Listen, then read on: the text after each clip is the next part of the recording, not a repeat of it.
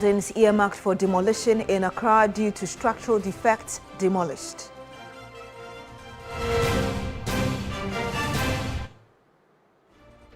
Also on the program this morning, preliminary report reveals multiple structural and regulatory failures led to Adenta building collapse. And much later on the program, Ghana pushes for domestic oil refining to boost economic resilience amid global uncertainties to drive local industrial growth. My name is Beatrice Edu. Thank you very much once again for joining us on the program. Now, city authorities are expected to secure permit to demolish structures sited close to a 3-story building that collapsed on Sunday in the North Industrial area and claimed 3 lives. Early findings show that the existing buildings are weak and posing danger to residents.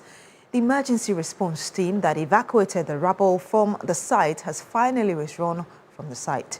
A report by Christian Yale.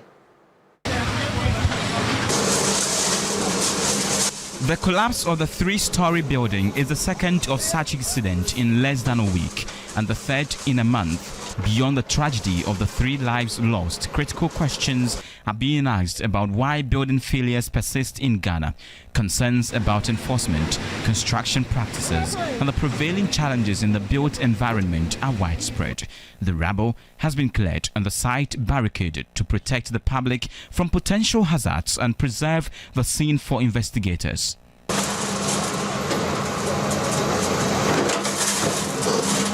The emergency response team has left the site. This morning we followed up at the police hospital and it's confirmed that we have lost additional victims. So that makes the death to stand at 3 with 1 survivor undergoing treatment. Why are you withdrawing from the incident scene? Yes, so disaster response operation has various phases. And so the last phase of our operation is the collection of debris, and as you can see, we are 100% through with the debris collection, and therefore we need to withdraw from the site. Are you going to more or less declare this area a safety zone so that people do not continually come to this site? And also, what happens to the other buildings around and their structural integrity? Are you going to collapse them as well? The adjacent building, as you can see, is more or less a death trap, and as the Interior Minister said, arrangement is being made for such a building to be collapsed before we experience any fatalities. Engineers have attributed the incident to a possible lack of building permit and failure to adhere to construction standards. From what we are hearing, it looks like the assembly have not given out any permit. We are yet to confirm that fully, but the building have no permit, which means that if a building have no permit, it means that there are no planned works signed by an architect or a built environment specialist or an engineer for the construction to go on. This can be prevented if we see there are laws, there are legal procedures that we need to go through before we build buildings, especially a commercial nature like this, where a lot of people will be frequenting. To put it in a simple language, concretes have different strengths, different mixes and different money. Rebars have different strengths, materials have different strengths and different requirements. If you don't follow it through and do your own thing, and nature comes on us, these are some of the things we'll be experiencing in our country. In a related development, 1 out of 16 buildings earmarked for demolition in the capital city of Accra due to structural defect has been pulled down. The Koleklote Municipal Assembly says the occupants of the dissipated 4-story building had defied eviction notices until portions of the facility collapsed following Sunday's downpour. George Quainin has the rest of the story. 48-year-old Emmanuel Owusu is a happy man. His greatest fear has finally been eliminated. Having lived in this neighborhood since 1983, he had long dreaded the worst from the dilapidated structure. Miti this side, but ebemi. Samiusu mehu bibia se sa etetiri na mebahanu. From 1983 to now, I realized the structure is no longer strong than it used to. I was even scared for tenants and myself and others that stay close to the building. But me cry His concerns were echoed by other residents who went to great lengths to want tenant to vacate the building.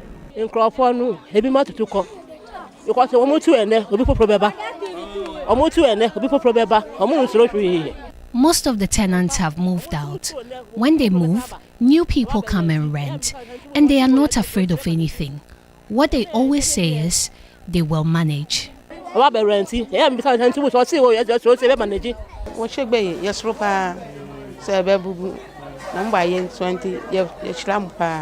were scared it will collapse, so we are happy it has finally been demolished.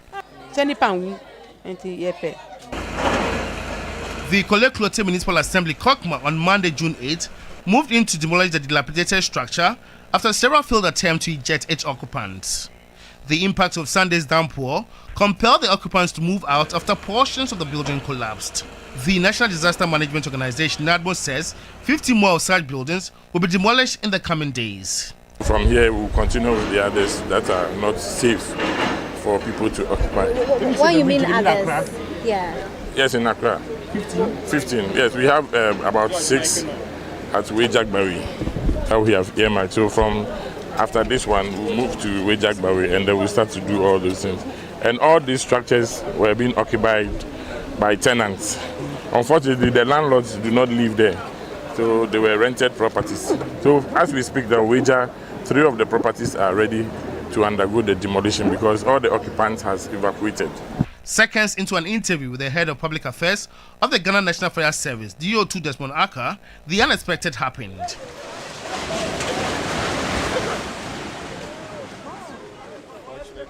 The news team engaged the driver of the excavator. That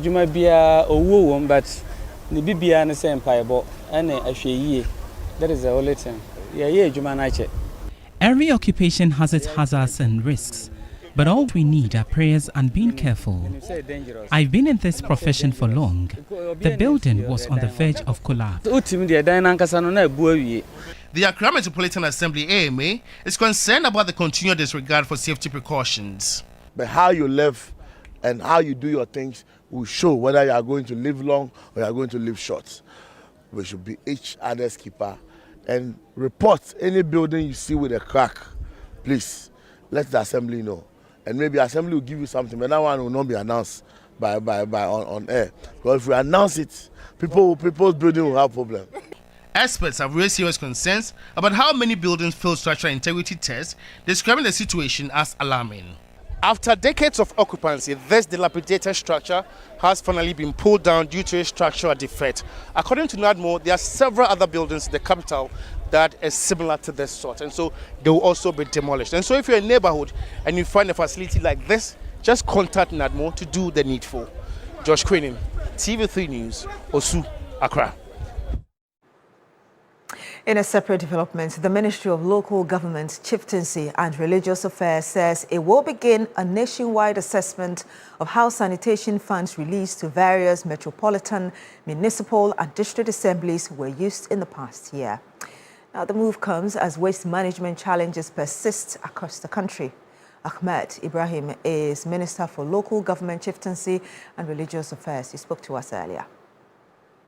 So my brothers from the MMDAs, please, people come to me.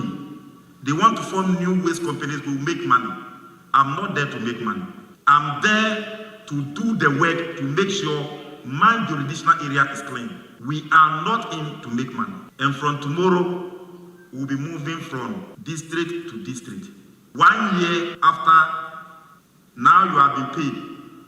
The former MMDCs, they have also been paid. So now I'm free, I can move. If I come to you, what you have done, you account. On sanitation, you tell us. What projects you have done. The one President Mama is doing is a regional engagement. The district one, who will do it?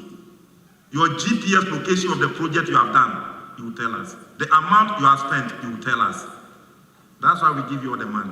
There should be a broad agreement on immediate measures address current landfill and disposal challenges, practical options for financing, and institutional support. All these should be identified.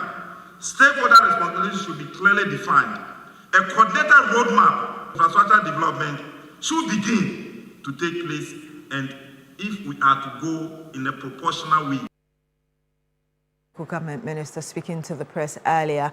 Some more here, and for some months now, commuters in Accra and Kumasi have endured long queues and overcrowded bus stops due to inadequate number of commercial vehicles to transport them. Many heaved a sigh of relief with the arrival and commissioning of some 100 newly imported Isuzu buses. However, Metro Mass Transit says the 100 buses are intended to restore transport services in underserved and rural communities across the country and not for intra-city commuting. Here's a report by Evelyn Tingma. The Deputy Managing Director of Metro Mass Transit says the company's fleet has dwindled significantly over the years, dropping from about 1,000 buses at its inception in 2003 to just 115 buses currently in operation. As a result, the company's nationwide coverage has been severely affected, with services reduced from 385 routes to only 84 routes due to the shortage of buses. According to Haruna Ampauredu, the 300 buses promised by government, of which 100 have already arrived and commissioned, are intended primarily for residents of remote and underserved communities where access to public transportation is either limited or non-existent. The buses came in immediately when the president assumed office. The complaints, the challenges that we receive from traditional authorities, policymakers, MPs, living in the hinterlands, and that made the president, being a responsible and listening president, to step in quickly to get those buses so he'll be able to route across the 300 operational route points of Metro Mass. Those buses that has come are for inter-city operational buses. The clarification may come as a disappointment to commuters in Accra and other major urban centers who had hoped the new buses would ease transportation challenges in the cities. However, the Deputy Managing Director says plans are underway to introduce a separate fleet of high-capacity buses dedicated to urban transportation before the end of the year. Hope you remember the anti-day bus, yes. Those days, the yellow ones, and that is what the president is keen on. At a go, one bus can pick no less than 80-90 people. So those buses, assuming you have about 20 of them in Accra, that should be enough to deal with Accra situation. It is in the light of that, if you see our head office, we have currently put together a complete EV charging station. It is in expectation of the new buses that are coming. We now have our own EV charging station here. I believe that the intra-city buses, which will be deployed not too far from now, wouldn't be anything less than 100. In the meantime, he says, Metro Mass Transit has introduced an interim measure by redirecting some buses arriving in Accra from regional routes to provide temporary services within the capital during peak hours before continuing to their original destinations. For now, many commuters may have to wait a little longer for relief, with the company appealing to Ghanaians to be patient as it works to balance the pressing transport demands of urban centers with the equally urgent mobility needs of people living in the hinterlands. Evelyn Tingma, TV3 News, Accra. Now, Land and Natural Resources Minister Emmanuel Amako-Fiboa has maintained that only responsible and sustainable mining activities would be encouraged. He was launching the cooperative mining scheme at a new Abrim in the Eastern region. Some youth from Abrim on Monday, June 8th, staged a protest to express their dissatisfaction over exclusion from the list of beneficiaries selected for the mining scheme program. They are demanding a fair opportunity to participate. Frank Amoa is their convener. They want to give our concessions to investors instead of we the locals. We will not agree. Investors. Now what do you want na Ghana mamra small scale mining. Yachim Kotoku Omanhene Osiade Dr. Frimpong Manson and the Eastern Regional Minister Rita Awate underscored the significance of the program in promoting responsible mining practices and creating employment opportunities through skills development.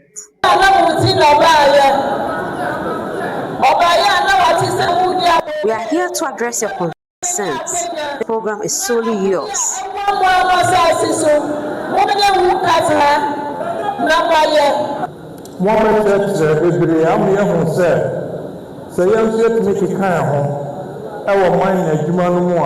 We understand the mining scheme will help protect our resources.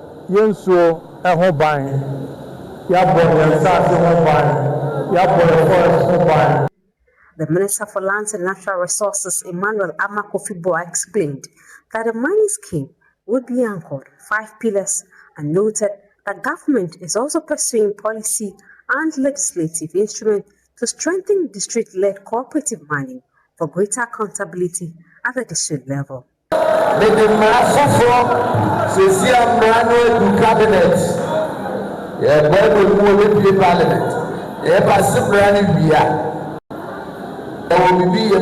new policy is in the offering for amendment. Only locals will have the mandate to give recommendations before license will be issued out.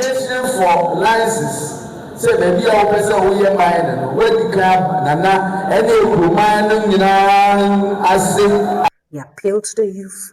He appealed to the protesting youth to remain calm and look forward to subsequent phases of the program that will accommodate more participants.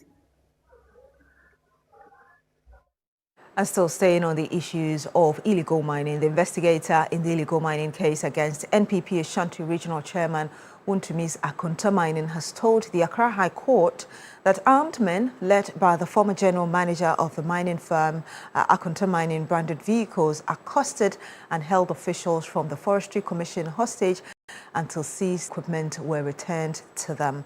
The investigator is the prosecution's second witness in the illegal mining case against Akunta Mining, Wuntumi, and 2 others. Lord Edwasari has more in this report. During his testimony as the prosecution's second witness, Chief Inspector Eugene Akpo Glover, among other things, submitted that investigations revealed that although Wuntumi had applied for a mining lease to operate in portions of the Tano Nimiri Forest Reserve, the Lands Minister had not granted approval at the time Akunta Mining began operations in the area. The witness further noted that checks with the Minerals Commission in November 2022 confirmed the assertion. He affirmed that after Wuntumi was invited to the CID headquarters for questioning, the NPP Ashanti Regional Chairman claimed he had obtained a gazette but failed to produce the document when pressed further. During cross-examination, Chief Inspector Glover indicated that some Forestry Commission officials, journalists, chiefs, and staff of Samatex were held hostage by heavily armed men led by former Akunta Mining manager Edward Akwokon. According to the witness, the men used company-branded vehicles after the team seized equipment for concession. However, when Nandi Apia Akubi, lead counsel for Wuntumi, suggested that company-branded vehicles were not necessarily indicative of ownership by Akunta Mining, the lawyer further suggested that the equipment found in the Tano Nimiri Forest Reserve was protective equipment, arguing that Akunta Mining was not engaged in mining activities in the reserve. The witness, however, rejected the assertion. Lawyer for Wuntumi spoke after proceedings. I pray that the courts remain courts. When I say that, I mean that let us not turn the courts into persecution centers, but let them remain courts of law, so that if they are, and if they become, and if they continue to be, then I have a presumption that we will be able to defend the constitutional presumption of innocence until proven guilty. The case has been adjourned to June 16 for continuation. Lord Idwasari, TV3 News, Accra. Now, the absence of boarding facilities at Paga Senior High School has compelled many students to seek accommodation in rented apartments within the district. The District Director of Education, Madam Mary Magdalene Wompakia, has appealed to the government to expand infrastructure at the school to enable it to attain boarding status. She was speaking at the commissioning of a volleyball court project funded by Cashstone Records to promote sports development. The Paga Senior High School was established in 2010. It is located in Paga in the Kassina Nankana West District of Ghana. The school's girls' dormitory, which was scattered by fire in 2021, has since not been renovated, improving access to quality secondary education, especially for students who travel long distances from surrounding communities, therefore remains a challenge leading to low enrollment. The government's e-block also remains uncompleted.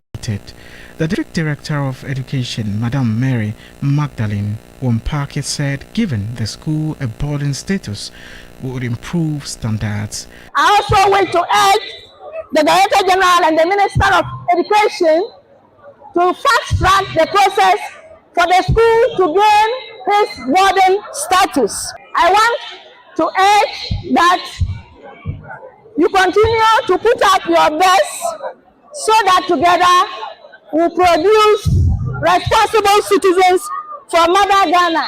Faced with infrastructure deficit, an NGO, Caxton Records, has supported the school with modern volleyball courts.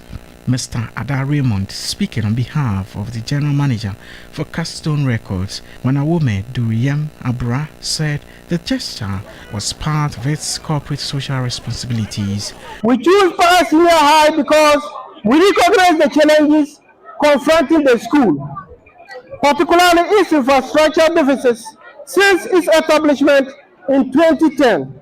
We are therefore confident that this volleyball court will serve a platform for nurturing talents and inspiring students to reach their full potential. Meanwhile, the DCE for Kasena Nankana West, Stephen Akrugu, said the government will continue to support sporting activities in schools. It's only district that have produced a number of footballers who have played in the states. We have the likes of Abedi Pele, we have Ayew, we have Jordan, Rahim, and the likes. So sporting activity is something that is very dear to our hearts, and we should not take it lightly. So if that's still record, sport an activity like this. Now, in a strategic move to fortify the nation's energy sector, Energy and Green Transition Minister John Abdullahi Jinapor says the government is aggressively pushing for the domestic refining of crude oil from Ghana's oil fields. This follows the delivery of some 1 million barrels of crude from the Jubilee fields to a local refinery. Mr. Jinapor emphasized that a robust domestic refinery industry is critical to securing the reliability of oil and petroleum supplies. This achievement certainly demonstrates the power of collaboration and what can be accomplished when government and industry work together in pursuit of a common national objective. Beyond the immediate commercial benefits, this initiative has significant strategic implications for Ghana. A stronger domestic refinery industry helps fuel oil and petroleum supply reliability. It reduces exposure to international supply shocks, improves foreign exchange retention, creates employment opportunities, and supports the growth of ancillary industries across the petroleum value chain. Because as you refine oil, you get other byproducts and other products which benefits the entire value chain. And for me, that is highly commendable. And that's all for News Morning here on New Day on TV3. My name is Paige Sedu. Thank you very much for joining us on the program. Do continue with us on New Day.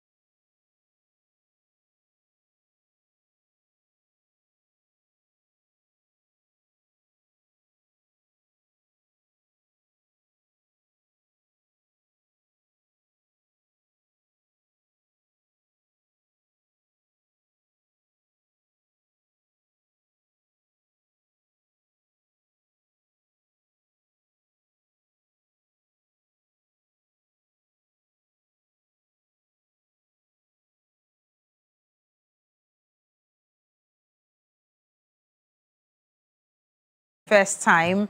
And that same event house has been organizing other events here in the country. I mean, it's not a secret. Prince Mackay, he's been speaking even publicly about it, and he's saying that, well, look at her beautiful smile. I know, Linda Oklu. But yes, Linda Oklu was awarded the best performing minister. A+ too got an award. Yes, A+ also got an award for the most. There was a title that A+ was given, first timer, most impressive or outstanding first timer. Listen, a lot of people were there. A lot of people were there. Yes, and she also won best deputy minister. Yes, minister, you know. And just like you're saying, the timing. Yes. The timing. Yes. But most importantly, apart from the timing, you know, this is a private award scheme. How are you awarding people who were put in their various offices by government? Isn't it government's prerogative to say that, okay, I mean, not to organize an award per se, but it's for government to say that this person has been outstanding, this person is this person is that. Agree. How?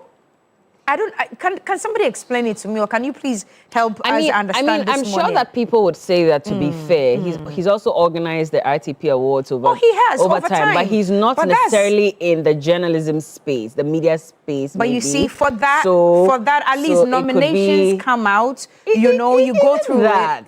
People have raised eyebrows about it as well. RTP, so I understand. My biggest concern, and you're right, that maybe it was government's prerogative to be the ones to determine who has been the best performing so far. But at this time, when the floods are in, and for me, what broke my heart even more was when I heard the Greater Accra Regional Minister even justify why she won the award. And she mentioned a number of things, including tackling floods, street lights. You promised us 85%.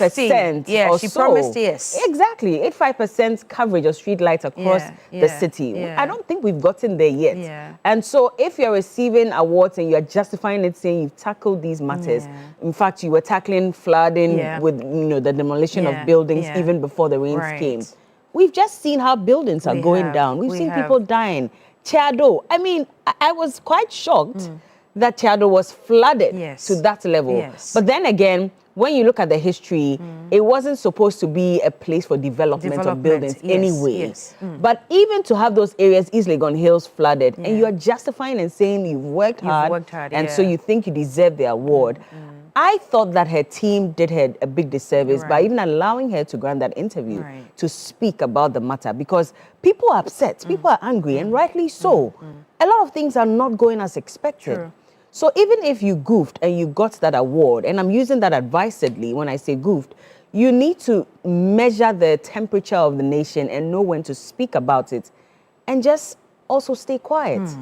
And so that statement from the presidency, even that people are even questioning if a statement is enough, if there shouldn't be other measures taken beyond just telling or admonishing government officials to not accept awards from individual organizations when you cannot measure, the intent behind it. But I don't know what you all think about it. It's a big worry. We'll activate the phone lines this morning so that you get to contribute and tell us exactly what you make of this. But then we've got a packed show for you this morning as well.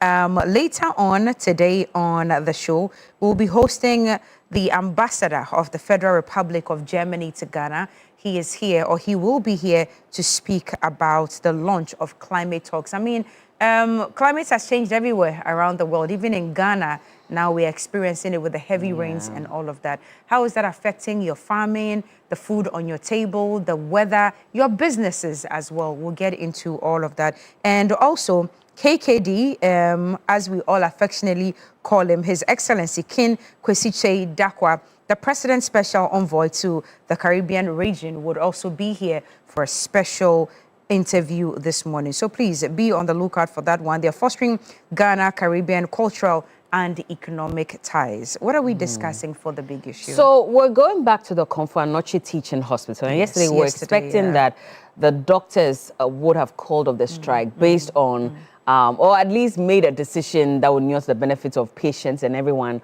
within the region and beyond, based on a statement that was made by Dr. Franka Makohene, the Ashanti Regional Minister. But unfortunately, that didn't happen.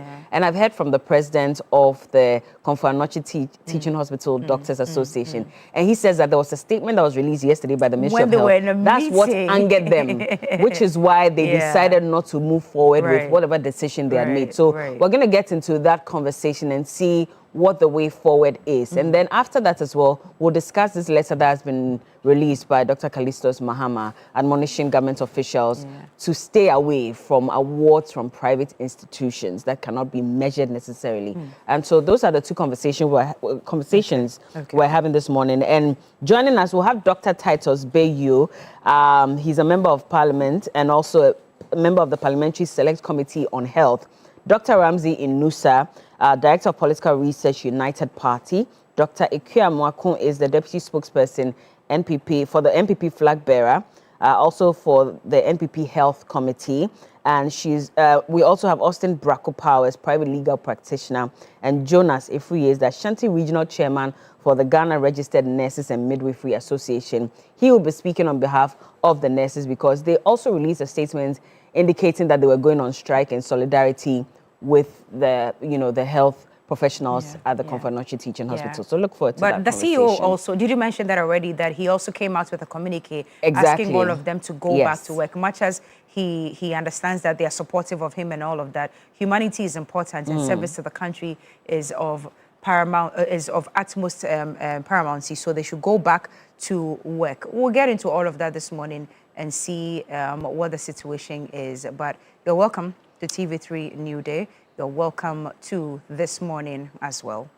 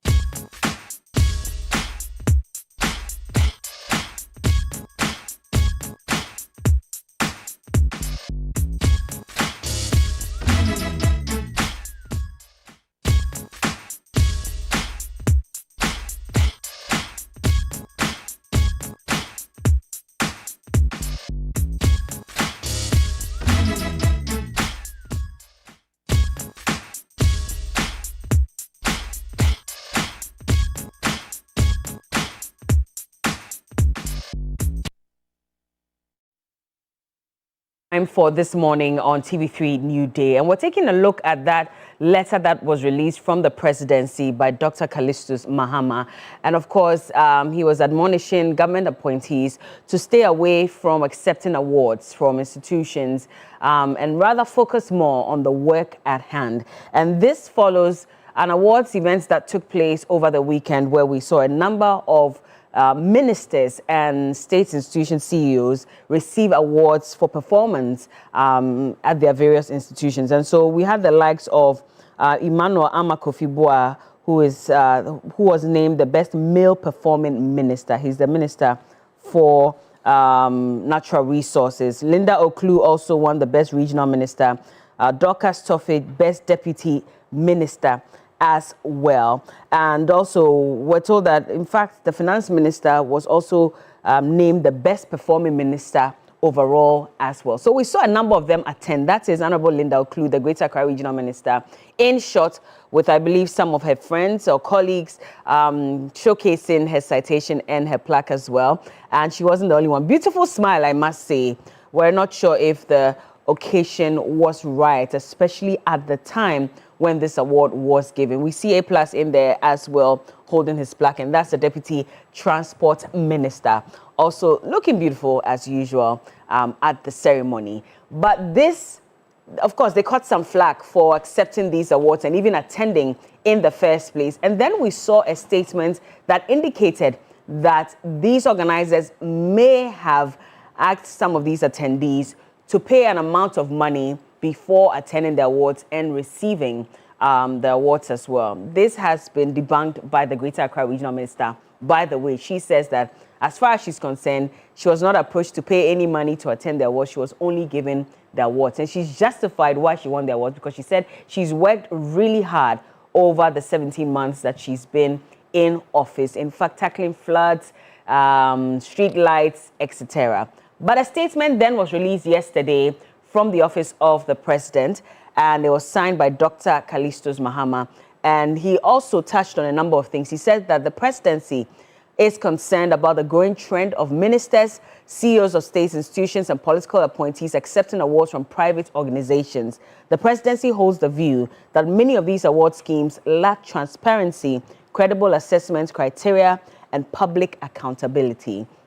Moves on to say that public office holders have been directed not to participate in, sponsor, endorse, attend, or accept awards from private organizations unless expressly authorized by the office of the president. The presidency warns that such awards risk undermining the integrity of public service and exposing government to public criticism and embarrassment, which is what we saw yesterday on social media. Social media was replete with a lot of messages, a lot of people, of course, indicating their disappointment in government. Now, the presidency insists that performance of ministers and CEOs will be judged based on measurable outcomes, policy implementation, prudent resource management, and service delivery, and not private award ceremonies. The president will undertake its own comprehensive review of ministers and CEOs, and the findings may influence retention, reassignment, or future cabinet restructuring. So this alone gives an indication that there may be some reshuffle happening very soon after the presidency has undertaken its own comprehensive review. As to when this is going to happen, we're not sure. Over the weekend, we got, a statement that later was debunked as not coming from the presidency, indicating that there could be a reshuffle. But even that, it looks like a lot of people are awaiting that statement and, of course, that list as well. But it goes on to say that public officials are encouraged to focus on delivering results rather than seeking external recognition schemes of questionable credibility.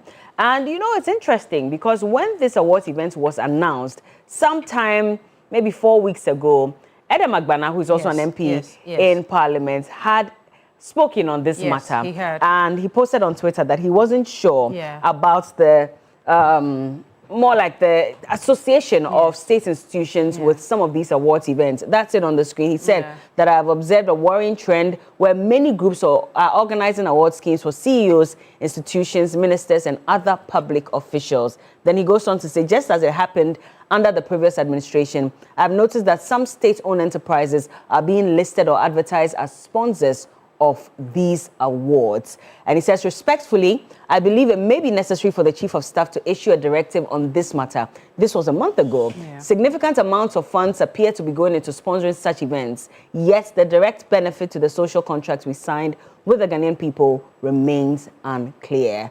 So he had even called and said some of these institutions could instead be encouraged to channel their corporate social responsibility resources into more impactful projects, such as the construction of schools, astroturfs, drilling of boreholes, refurbishments of markets, and other community-based interventions.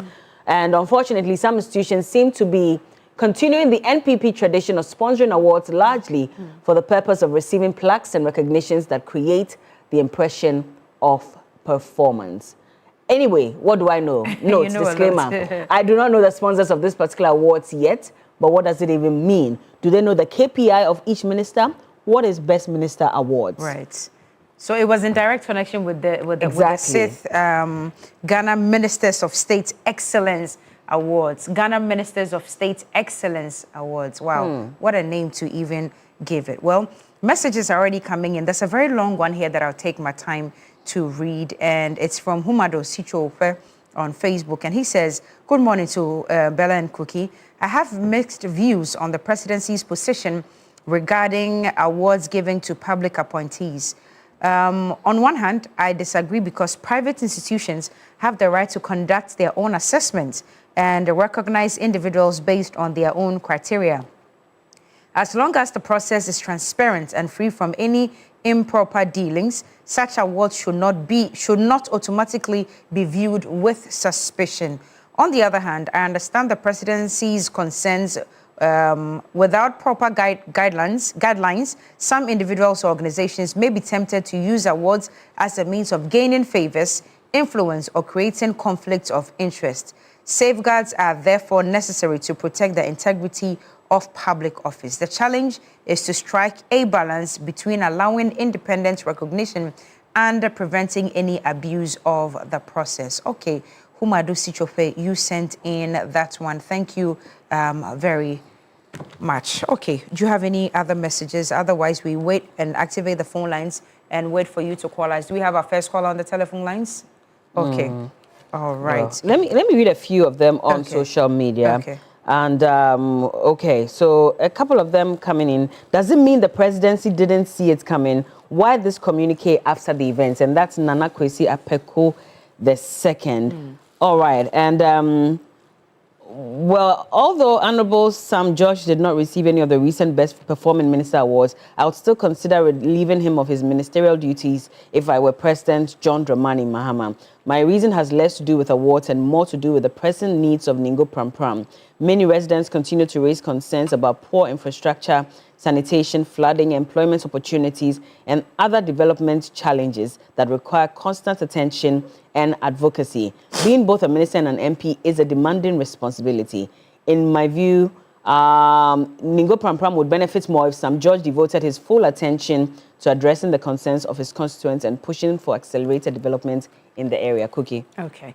We do have Peter T., our first caller on the line this morning. Good morning, Peter. It's good to have you on TV3 Newday. Good morning, yes. Bella. How are you? It's Cookie, by the way. Good. Cookie T, I hope you are doing well. Yes, sir.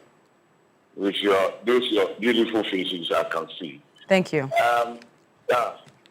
Cookie T, let me seize the opportunity to say good morning to Alhaji Yankundu, and then Alhaji Mahdi, and also Mr. Emmanuel Ashaletete in the regional security officer for the party, national security.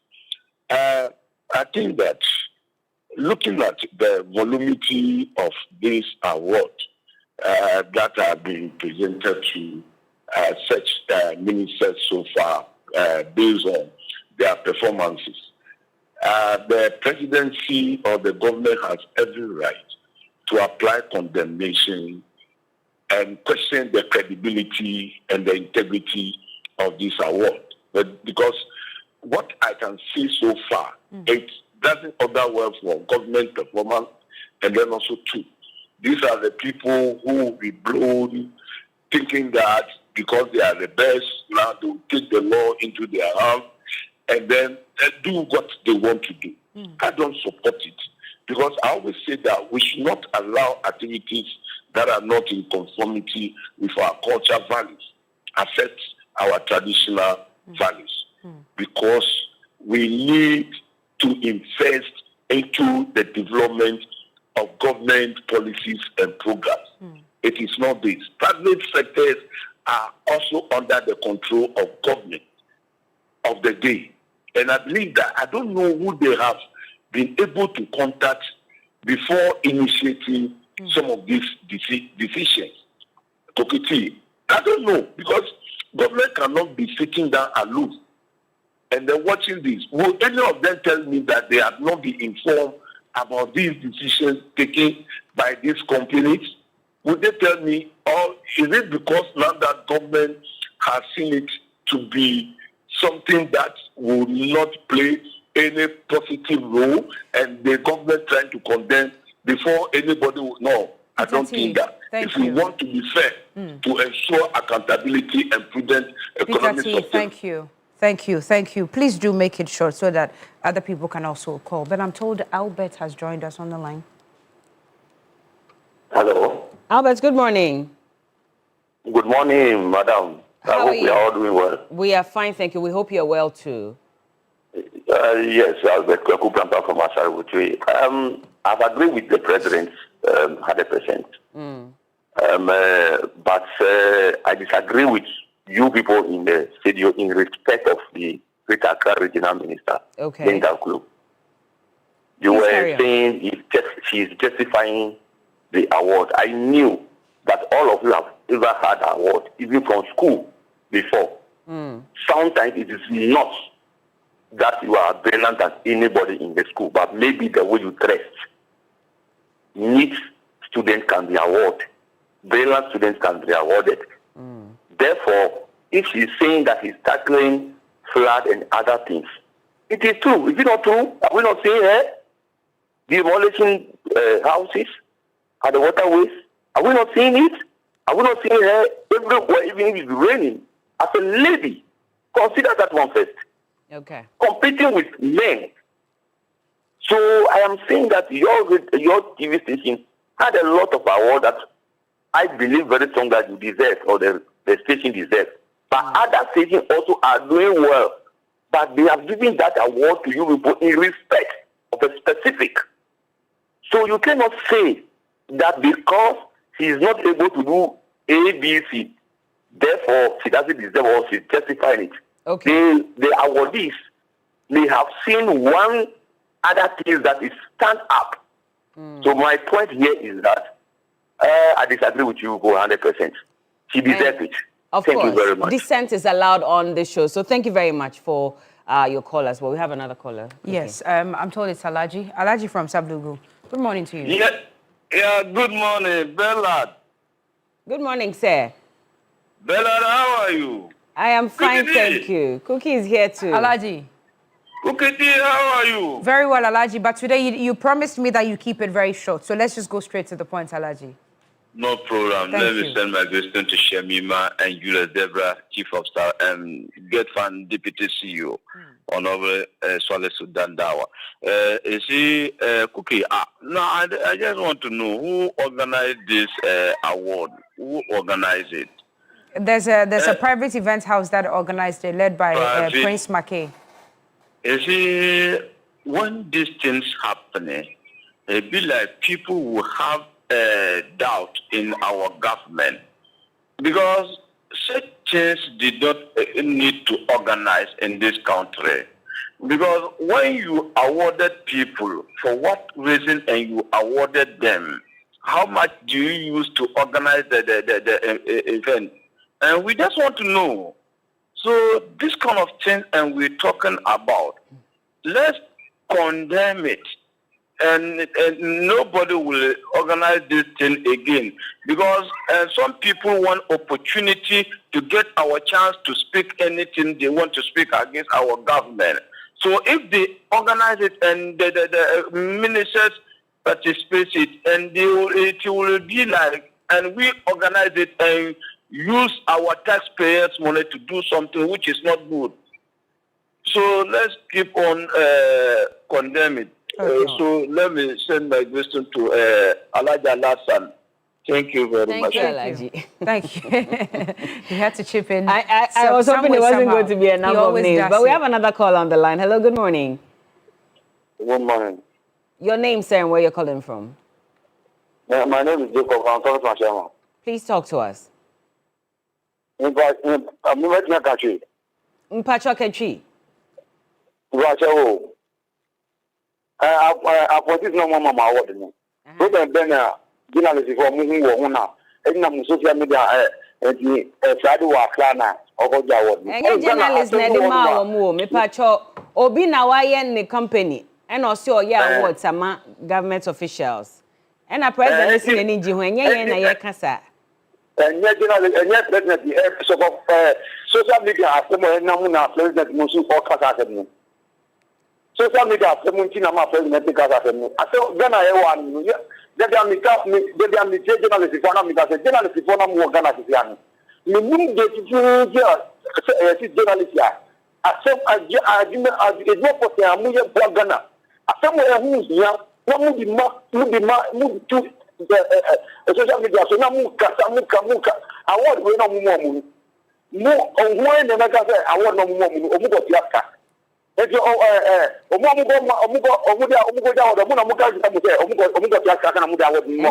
cancer, or be now say, Pesa White ne cancer, or see one more friend, and no, they ain't to me verify. Organizers now about Rebecca say, and Nukrabia Nimusa, but no, Neka say, or more friend. Journalist,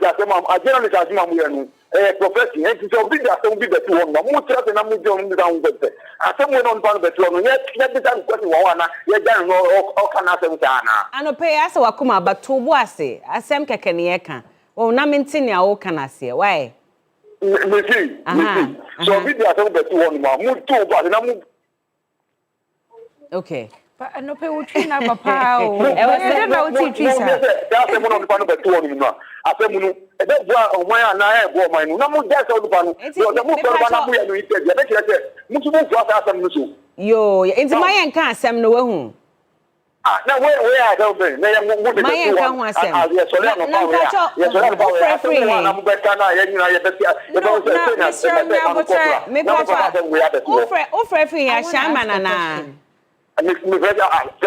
Me pacho me bisa say nsuo itoye watinsem sema ediaba say ebi mo nsuo na call dem ebi mo ewu because eyi building a collapse wo mo so ne ade say wati ni nyina building a collapse no penifo bi na ye there be yen ka sa enti ye bisa to boase me bisa wasem ye bisa say at this time nkrofo ewu nkrofo nyoma say ne ade no ugidi say time when I was a minister say kokoji award say omo no mo aye adwuma chen obi ana because isi ano nkrofo go through a lot nti anka say was so hold on madam me tell say madam obi go bezo o se me free go bezo me patro me free Ghana me e Ghana ni so na obi wo Ghana omo afemu won wa ya me ye bisa mu kwata mu ya no Ladi na eti enu so na to enu na yi kokoko nu minister no okoro go bo mu omo mu go sisi dan omo hu ye se bi go bi na nye so bi ade mu ka kwanu na mu ni no mu jata adamu ya Ghana ai no dey awards no minister no ma go fi jata dan nti awards no wo dey me patranti wo dey awards no we ni je ho say ye de mo mo ne san yeah, I'm a honey. They are already cutting at the city. Some from one nobody got you on me. Obu from one nobody got you on me. Obu would I know see Adena, I would try my about the book. And that's to boss. I'm a pay petty and not to come to boss. Yes, Wakuma Behawo, to boss. Kasaka Kasa, compare cocoa bina 5 peg biscuits, kahuna. Na no man no pay why na ma wakoma bra from kakra na asa why you heated dodo Oma utri na by force my last dream my trouble I know just came out this morning. Wow. Anyways, all divergent views are welcome here on the show. It doesn't only have to favor what we want to hear or what you want to hear. Every view is welcome on the show. So thank you to the last caller who called. Another one on the line. Hello, good morning. Thank you for joining us on TV3 Newday. Good morning. Yes. Your name and where you're calling us from? I'm calling from Pristia, Fred. You're calling from Pristia? Yeah. Okay, and your name is Fred? Yeah, Fred. Okay. Fred, let me just ask, are you guys experiencing what we are experiencing as per the floods here in Accra, in Pristia, or the situation there is better? Yeah, most areas at Pristia, we are also experiencing the same flooding. I didn't get that, sir. Yeah, most areas over here, we are also experiencing it. Even in Pristia? Yeah, Pristia. Wow. Okay. Yeah, all right. I just wanted to find out. There is a place called Inswechi. In Switchy. They are also experiencing the same thing. Floods. Wow. Most of the time, some people can't get access to their homes because of the flood. Wow. Yeah. Okay. Anyway, to the main reason you called this morning, sir, I just wanted that education. Pardon me? Please go to the main issue why you called. Yeah, my issue is the award given and Oh, Fred. Fred, position yourself well because you keep going in and out of the conversation. I think your connection is a little flawed. So please position yourself a little bit. Well, a few messages here as you do that. Komla Genya says Rollins advised against imitating the NPP, but these NDC appointees decided to ignore that very important warning because they are more interested in keeping relationships with their NPP friends and schoolmates, according to COS, and continue behaving like them. No wonder Oral is facing, okay? Good morning, TV3. I was shocked when I heard the Greater Accra Regional Minister bragging about the award she has won because she doesn't deserve that award. The only minister that deserves the award is the Volta Regional Minister, Honorable James Gunu, Dennis Doe. Okay. Honorable James Gunu and Dennis Doe sent this one from Aflau. Well, maybe you are organizing your own award scheme as well. Even some people who received the award did not even deserve it, but I don't see anything wrong if the government appointees receive awards. Bismarck Mensa sent in that one. Do you have messages, Bella? Well, a number of them actually on Facebook as well. And Chris Kweku says that this award thing you're talking about isn't the first edition. So what's all this talk? Well, we're talking because of the statement that was released from the presidency indicating that, you know, these appointees should avoid taking or receiving these awards to avoid embarrassing the government. And so that's why we're touching on it. So maybe this question, you can direct it at Dr. Callistus Mahama and the presidency as well. Zalix Dwayne says, Babella, you took a fake award from Dr. UN. Please, this doesn't win an election. Ghanaians will decide. And that's why I mock myself every day because, I mean, I think that is one of the worst decisions I made in my career. And I've talked about it over and over again. So if I took the award and it was fake, and I'm asking you people to be careful, maybe you should listen to me because I've lived it before. Yeah. And my only concern, I'm not saying that no government official deserves an award. I'm not saying that no CEO deserves an award. I'm just saying that read the room.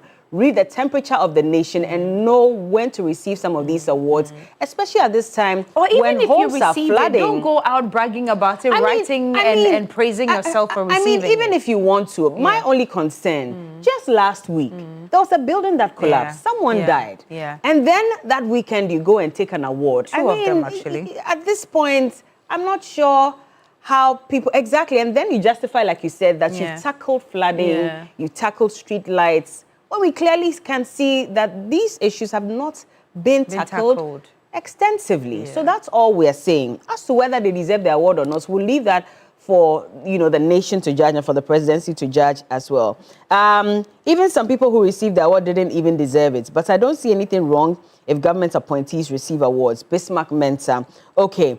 Ayape Richard says, a health professional built on saving lives loses all its credibility when care is weaponized against the vulnerable. The health sector has repeatedly turned strikes into political tools, surfacing with ill intentions anytime the NDC is in power. Patients suffer while egos and agendas come first. That is not leadership or care as doctors or nurses. That is wickedness and abandonment. Okay. Leo Alberto says he's making sales, but the shouting is not enough. That's why I say you should go and get some cocoa or tea with peck shortcake and enjoy this morning. Happy birthday going out to Selikem Pupulampu of Lyron School. May you grow in wisdom and in strength. Is from your dad, Elder Lawe. So happy birthday, Elikem Pupulampu of Lyron School. Well, TV3 in partnership with the German Embassy in Accra here is inviting you to Climate Talks 2026 in Tamale under the theme Building Climate Security Resilience in Ghana. Join the conversation on climate-induced conflicts and community resilience in northern Ghana, featuring the German ambassador to Ghana, His Excellency Frederick Landskrof. Now, watch live from the Pioneer Guest Lodge in Tamale, June 10, tomorrow at 10 a.m. on TV3 and all our digital platforms. Be part of the conversation shaping Ghana's climate future. And he will be here in studio this morning for an extensive discussion on climate talks. Please be with us as we get into all of that. Now, also remember to pack up your day the Milky Way with a rich, smooth taste of Peck Milk Shortcake. It's pure delight, available everywhere in the country. Get for yourself and for your loved ones as well. We take a break. we come back with the big issue. Stay with us. Don't go anywhere.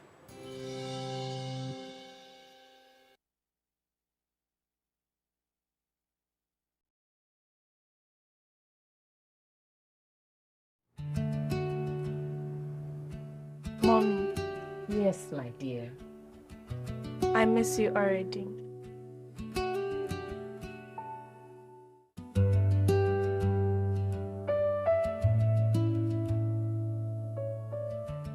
Just a little taste of home so you don't forget our meal time. How can I? Yidishito. It's so tasty, just like a feeding.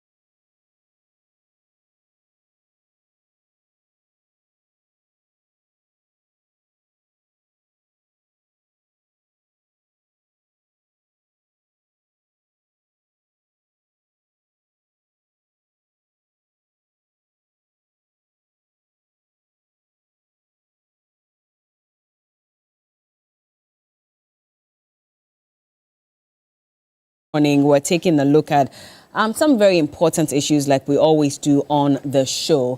And so we'll be heading over to the Comfort Noche Teaching Hospital, and that will be one of our main topics for discussion this morning after the CEO of the Comfort Noche Teaching Hospital was asked to proceed on a 2-week leave after he made a decision to suspend admissions at the emergency unit. And of course, they indicated that it was because it was oversubscribed.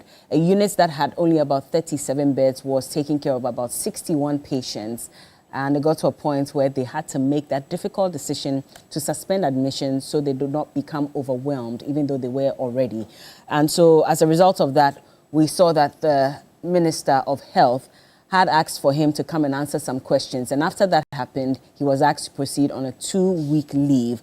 This angered the doctors at the Comfort Noche Teaching Hospital. And so the association came together, released a statement, and indicated that in solidarity with their CEO, they were embarking on a strike as well. And they gave 3 instances where they were going to agree to call off the strike. And if that was done, then that, they would agree to go off. In fact, one of the demands that they gave was a suspension of the CEO immediately to be reversed, board to issue clear policies for managing situations where emergency capacity has been exceeded. And finally, they wanted the Ministry of Health to provide timelines for operationalization of the Sewa and Afari Hospital and retooling of the Comfort Noche Teaching Hospital and other hospitals in the Ashanti region. And then also we heard from the Registered Nurses and Midwives Association, who also threatened a strike. In fact, on Sunday morning, they indicated that they were making 3 demands. And if those demands were not met by 8 a.m. on Sunday morning, they were also going to proceed on a strike. Now, what were the demands? First of all, they wanted the Ministry of Health to expedite operationalization of long-awaited health facilities to decongest the Comfort Noche Teaching Hospital. They wanted urgent retooling, infrastructure expansion, adequate resource allocation to be carried out to bring the hospital to the standards of an internationally recognized center of excellence, and to withdraw suspension immediately of the CEO. After that, we saw that the Ashanti Regional Minister had a closed-door meeting with the doctors and the nurses, after which he spoke to the media and indicated that they were going to come out, the doctors would come out and tell us what decision they had made, because as far as he was concerned, they had come to a truce, sort of. So the whole of yesterday, we were awaiting that statement from the doctors at the Comfort Noche Teaching Hospital, from the nurses. We didn't hear anything. In fact, they were still on strike, only to hear later in the evening from the president of the association that they were having a meeting, looking at the best ways to, of course, come out and probably call off the strike until they saw a statement from the Ministry of Health. And of course from the minister, who described their strike as unfortunate. And so these are the timelines with regards to what has happened over the last 3 to 4 days with regards to the Comfort Noche Teaching Hospital. And we're going to have a conversation on that, because now the CEO, who is asked to go off on a 2-week suspension, has admonished his colleagues to come back to work and allow the health minister, in all his wisdom, to address the matter the right way possible. And so in the studios this morning, we have next to me Austin Bracco Powers, and he's a private legal practitioner. It's good that he's here because there's a legal angle to this conversation as well, and we'll get into it. Good morning. Good morning. I hope you're well. Well, I haven't seen him in a very long time. In fact, he served as the General Secretary for the Ghana Medical Association. We used to talk to him constantly on the show until he resigned somewhere in 2023 to contest for the Lambusia seat. Of course, he won, and he is here today as an MP. So we have Dr. Titus K. Bayo. He's a member of Parliament's Select Committee on Health as well. Good morning. Good morning, Good Bella. to see you after 5 years. It's really been long. Since then, I am now a professor. So Professor, forgive me. Forgive me, Professor. Yes. Congratulations on that as well. Thank you. How's it going in Parliament? By God's grace, we're surviving. We thank God. Yeah. And also we have Dr. Ekua Amwako, Deputy Spokesperson for the NPP flag bearer, Dr. Mahmoud Baumia. She's also the spokesperson for the NPP Health Committee. Good to see you in the studio. How are you doing? Back, I guess considering everything that is going on, we are taking it a day at a time. Yeah, it is well. Hopefully things will get better. It has to. It has to, eh? Yes. Okay. Well, also joining us via Zoom, we have Jonas Efriye. He's the Ashanti Jones, forgive me, Jones Efriye. I don't know why I still made this mistake after he corrected me. Jones Efriye Anto. He is the Ashanti Regional Chairman for the Registered Nurses and Midwives Association. Good morning to you, sir. Good morning, my lady. How are you doing? I'm doing well this morning. All right. I'll start off with you first of all. I mean, we expected that the strike would have been called off some way, somehow yesterday. We haven't seen that happen, but we're seeing that the CEO is asking all of you to go back to work. What do you say to that? Yes, what you heard is true, and you vividly explained that. The point is that we had a very fruitful meeting on Sunday, the regional minister together with the regional coordinating team and a few other big guys in Ashanti region met us. The conclusions in that meeting was very good.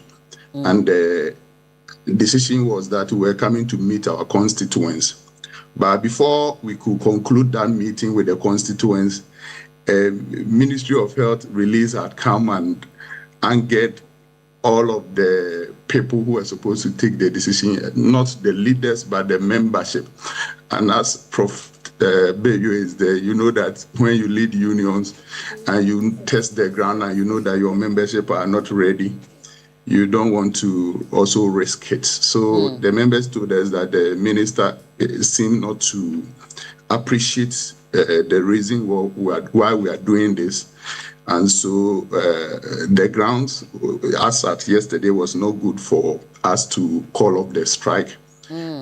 We hope that things will change. Meetings at the background are going on. Okay. And we hope that when change, we may have to resign the decision, because we think that the issues are quite simple. You know that there's a way to work. There's a protocol, an internationally accepted protocol to work. Declaring critical incident is everywhere in the world. If you check the data, US, UK, everywhere, when they are stressed like that, the professionals will come to decide to take what we call critical incident decision, the decision to stop admission at the emergency room, then take measures to decongest it and then readmit. In this case, the decision is not really from the CEO. That's why when the CEO comes to tell us to go back to work, our dear CEO, the issue is not about him, really. It's not about him. Okay. The issue is we following protocol and calling on management to suspend admission. And the reason for doing that is for the safety of the patients. The truth is that if you don't take care and you say there's a directive or there's a general sentiment that no, because of Nobel syndrome, you should not ask people to move on, then you'll be admitting people to their unsafe environments. And that is so unethical. And this was perfectly done because before that incident was declared, there was a regional health sort of meeting involving the regional director of health, all medical superintendents in Ashanti region, and all district directors in Ashanti region, designing how we are going to do that. Okay. So the scheme was, Konfanoche is not accepting, but when the emergencies go to other centers and they need help, they will consult still Konfanoche. So there's a radiologist who is supposed to consult for those facilities. They will do. If there's any other expertise in Konfanoche that those places are lacking, they will go, including moving doctors from Konfanoche to those facilities to even see those patients. Okay. And if the situation is such that those people should be asked to come to Konfanoche to be stabilized before they are sent back, it will be done. And so after we have done all these things, we didn't think that anybody in leadership should have been punished for taking a very professional decision for the safety of our patients. And in this case, almost all the very important stakeholders were also consulted. So we think that the CEO, the decision is not really even from the CEO himself. So he should not be punished for it. So who's the decision from? It's an emergency team decision, clinical decision. The nurses at the emergency room, the doctors at the emergency room consulting their head of department, and because said communications cannot come out from any ordinary doctor's hand or any ordinary nurse hand, it should come from the office of the CEO. And so the decision is not really, it's like CEO and his management deciding that we are no more seeing patients. It is a clinical safe decision that the emergency team took at that time. And after implementing for 24 hours, the place was decongested and we started readmitting patients. All right. So that is what is done everywhere. And so we don't expect that anything will flow out of that. A few questions before you carry on. Now, this decision that was made, of course, like you clearly stated, not just by the CEO, but by, the entire caucus, if I may put it. Of course, if you look at the statement from the Ministry of Health, they are saying that the president had given a directive that no matter the situation, do not turn patients away. And so for the minister especially, this was a directive that was not adhered to, which is why they needed to make that decision to suspend the CEO. In fact, we have not flouted the directive of the president, and we will not do that. We can never. The president understands that the situation in which we are working, and so when we exceeded capacity, that is how come we have to arrange with Ghana Health Service in the region, and all medical superintendents and make that announcement. So it's not as if we were sitting there and you come to Konfanochi and we say we will not see you. It is, the place is full. If you come, you are no more safe here at the moment. So let us tell you that as you are coming, pass through Suntreso, pass through Nkaria Hospital, pass through Jabeng. Let us talk to Sunyani Hospital before they come. Let us talk to Wenchi Methodist Hospital before they come.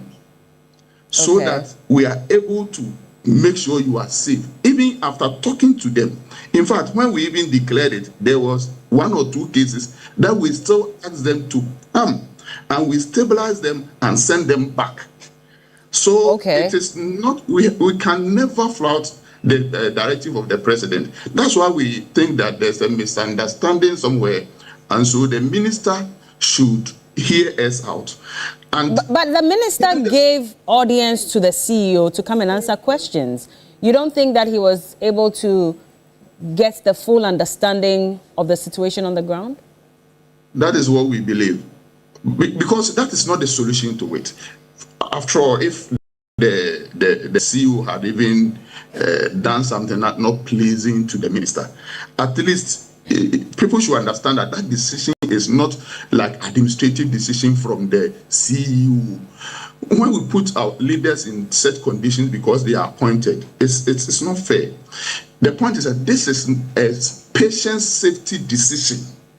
Patient safety decision. I am sure that the president did not mean that we should admit people wherever they want to move, and then even if we'll be able to care for them or not. The alternative would have been, okay, because we don't want to be seen to be flouting any rules, we will open the emergency room, take a client in there, then close the door. Then after some moments, maybe you see somebody dead, we declare dead nicely, and then the person will leave. That is not ethical for us. And that is not good for Ghana. And you're saying, if I may come in, you are saying that all these details about, the decision that was made, the CEO was able to relay that information to the minister and he still went ahead to take that decision? You're sure that all the details were given to him? That one, we are not there. Okay. But what we want to say is that whatever decision we took, and we have considered and reconsidered it, and think that that is the best decision we could make at that instant on behalf of the country, for the patient's safety, and for all the directive of the president and everything that happened. Even though patients were stranded? No patient was stranded. The decision was perfectly executed. No patient was stranded because it was arranged with all. Okay. Well, we'll come back to him. That's Jones Efriye Antor, and he's the chairman of the Ghana Registered Nurses and Midwives Association. I'll bring Dr. Titus Bayo in to respond to this. Of course, he's explained exactly how they arrived at this decision, Professor Titus Bayu. It will take me a while to get used to this. But very quickly, let me also introduce Dr. Ramsey Nusa. He's the Director of Political Research, United Party. Good to see you. Thank you, Bella. In the studios. Prof, let me come to you. And Mr. Jones, just hold on for me if you're still on there. You've heard him explain. Yes. So if this was the process in making the decision, why did the Minister of Health still have to ask the CEO to proceed on a 2-week suspension? All right. So let me say good morning to you, good morning to my co-panelists, and then, of course, to my constituents in Lambuse who may be watching us this morning. I would say that what has happened is a very regrettable, unfortunate incident. And I say it's regrettable because you can see an unintended consequence of the strike action. When I get there, I'll explain it. But I'll summarize everything that has happened as one of a communication gap that led to lack of understanding, which he has alluded to. And this lack of understanding led to either side of the divide interpreting the intentions and motives of the other one wrongly. And Bella, I'm making this with several years of experience as a union leader myself and knowing what they feel, and as somebody who has worked in the emergency setting, but also having the additional understanding as someone who sits on the board of the Ministry of Health and also chairs a teaching hospital board like this, like Kolebu Teaching Hospital. And what do I mean by communication gap? If you look at it and the misunderstanding that has resulted from it, the doctors took what I would call a good clinical decision. The management, all those who were gathered there, took a good clinical decision. And he has explained everything that went into that decision. And at some point, if you permit me, I'll give you excerpts of minutes of the meeting they held. And they did ensure that there was continuity of care and no patient was harmed. So clinically, you will say they didn't err. Because technically, you don't want to admit people when you know you cannot care for them. You don't want to admit people and then they will die because there's no oxygen port and all of that. And when that happens, one, it amounts to giving the general public false hope that if you come here, you can get help. And then we get there and you cannot get it. It amounts to giving people assurance that does not exist. So in terms of clinical decision, it was a good clinical decision. However, and this is where the communication gap is, this decision was communicated in a manner that led to a breach in institutional governance protocol. And so we have to disaggregate the two. They should not have communicated it the way it was communicated. Communicated to who, the public or to the minister? First to the public, second even to the minister. Mind you, all public facilities, health facilities in this country belong to the government. They are held in trust by the president on our behalf. The person acting on the authority of the president as owner of all these facilities is the minister. And so if you need to shut down a section of a public health facility, that decision should go to the highest level because technically you don't own that facility. That's what I'm saying. It's a good clinical decision. But when it comes to the governance, institutional governance, it was carried out erroneously. And that's what has resulted in all of this. Now, how could they have handled this situation? I saw all the effort they put in. They made sure there were institutional arrangement, but you need to understand the context. And this morning, I want to salute the health workers in Konfanochi and then appeal to them to come back, and I'll explain something. Unlike Kolebu, where we have Police Hospital 37, Rage, and the rest, and because of that, Rage feels if I'm not able to take, Kolebu will take. 37 feels if I'm not able to take, police will take. And that is why in Accra, you would hear patients moving from hospital to hospital that there's no bed. In Konfanochi, hardly, and I have never ever heard this until today, because very often they will take almost everybody. At Kolebu? No, Konfanochi. Okay, Konfanochi. Yes, okay. This is the first time that... Because they don't have a hospital like this. And so everybody coming in, they'll do everything. So you can see the statistics on the day, the number of patients that were there and all of that. So they are a hospital that is known to do their very, very best. And so if something like this has happened, it's understandable. But I would explain why the minister would take a decision like that. But this misunderstanding, as has led to both sides interpreting things wrongly. So what are the interpretations that they have given, the workers? They think that their real intention was patient safety, quality of care, and all of that. But now they feel their effort that they put in is unappreciated. They have done all of this, and at the end of the day, they feel their leader is being punished. They feel disrespected. But in reality, that is not what the situation is. Bella, how does the minister feel? And is the minister also taking the right decisions? And I will tell you, in terms of governance, you cannot fault the minister in what he has done. I'll let you hold on that, because I'm told that Jones Anto has to go to class. So we need to wrap up with him very quickly so he can go, and then we will get back to you, Prof. So Jones, are you there? Yes. Okay, just quickly, I'm sure you heard the latter part of Prof's submission that the minister is not at fault necessarily. I would have wished that he expatiated on that so you can respond. But quickly, I was asking a question before you went off. I mean, we're clearly seeing that patients have gone to the emergency unit, for example, at the hospital. Yesterday, journalists interacted with them, and they are concerned about the strike because now they are not getting medical care. Should that not bother you as well? It bothers us, and that's why people in leadership should take decisions that help us. I've heard what Prof said, and we have worked together at the union level a lot with Prof, and so he understands the situation. But we think that whatever decision the minister is taking, he should do it such that we return back to the status quo and then put in measures to resolve the emergency situation in Ashanti region and the northern sector of the country in all. For instance, right in Kumasi, we don't want to be part of the politics as to who started what, who is ending what, who is doing what. But that is what is in Kumasi. But that is not what we are interested. But we have a military hospital. And like he said, when emergencies happen in Accra, there are alternatives. In Ashanti region and in the northern sector, there are no alternatives. So Comfort is take or leave. And so we have our military hospital, 500 bed capacity, nice hospital with equipment. We have seen equipment inside. We think that immediately, whatever it takes for government to operationalize it will be very helpful.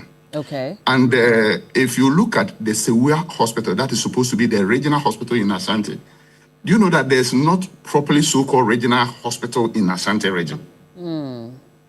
So all the hospitals we have helping Kompanochi are small district hospitals. If you, some of the Suntreso and the rest, if you enter them, these are very, very small hospitals. So let's operationalize Sewua. That one, the last time we heard about it, there was a simple road that is preventing commissioning. Sometimes they said ECG transformer. Yeah. That is, and these are basic, we think these are things that if leadership, the Ministry of Health want to do, these are things they can take a month to do.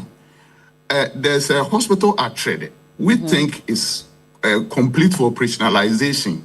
For instance, that's why I said the politics of it. But we know that in operationalizing a hospital, sometimes not all the things are even complete. But we go in and we will be there with the engineers for, say, a year. Okay. And then the full operationalization will be achieved. There's another hospital at Oforukrum constituency. Is it Apiedu Kokobeng or so? That will serve the people of Oforukrum. If we operationalize that, that will help. But ultimately, there's another angle to it. Where are the personnel? Because if you go to the regional health directorate, they're also complaining about doctors and nurses. And government is not recruiting. And people are also leaving. Another leg of the, and this, some of the brain drain that we so call it is sometimes also now by this. Both present and former governments officially also take people out, including those who are leaving. And another angle is personnel for the emergency care. The truth is that the recruiting agencies prefer emergency specialized nurses, for instance, to travel. So if you are an emergency nurse, you become what police will call flight risk or something. I mean, the recruiting agencies want you even than a general nurse. General, okay. Yes, and so they leave. And so we should expedite action on training. The emergency nurses are trained by KNUST and the Ghana College. We should be training more to fill those places and recruiting nurses. We have nurses sitting home from 2021, batch up to now. If they can do that, that is what solves the problem immediately. And not the suspension or otherwise of the CCU. So as it stands now, you've made 3 demands based on your statement. Are you saying that all those 3 demands have to be met before you resume work, or at least can one of them be met in the meantime? What exactly is the communication? We know that, I mean, like if we say operationalize these facilities, we can't say that till you operationalize them, we are not going back to work. That is not a fair statement. But the regional minister, who is himself a medical doctor and a health personnel, had a fantastic meeting with us. In fact, when we were leaving that room, we were so happy. We were just moving down to come and call off the strike. So the ministry's release came and the grounds changed again. What was it about his statement that angered you? I'm trying to understand. No, the regional minister assured us that the ministry will release a statement, and he is also going to release the statement, and after that, we will release the statement. So we're expecting a soothing kind of release so that we can use it as an opportunity to calm down our constituents. But what came was explanation and justifying and doing all those things. You see, even we may not understand the higher governance issues. What we are used to is our clinical decisions, which we thought at that time was right. And so maybe if the minister could have used that as a warning to the CEO that next time your clinical team tells you this, escalate it to the minister or to your board. So that would have been fair. For now, we feel that our clinical decision has landed the CEO.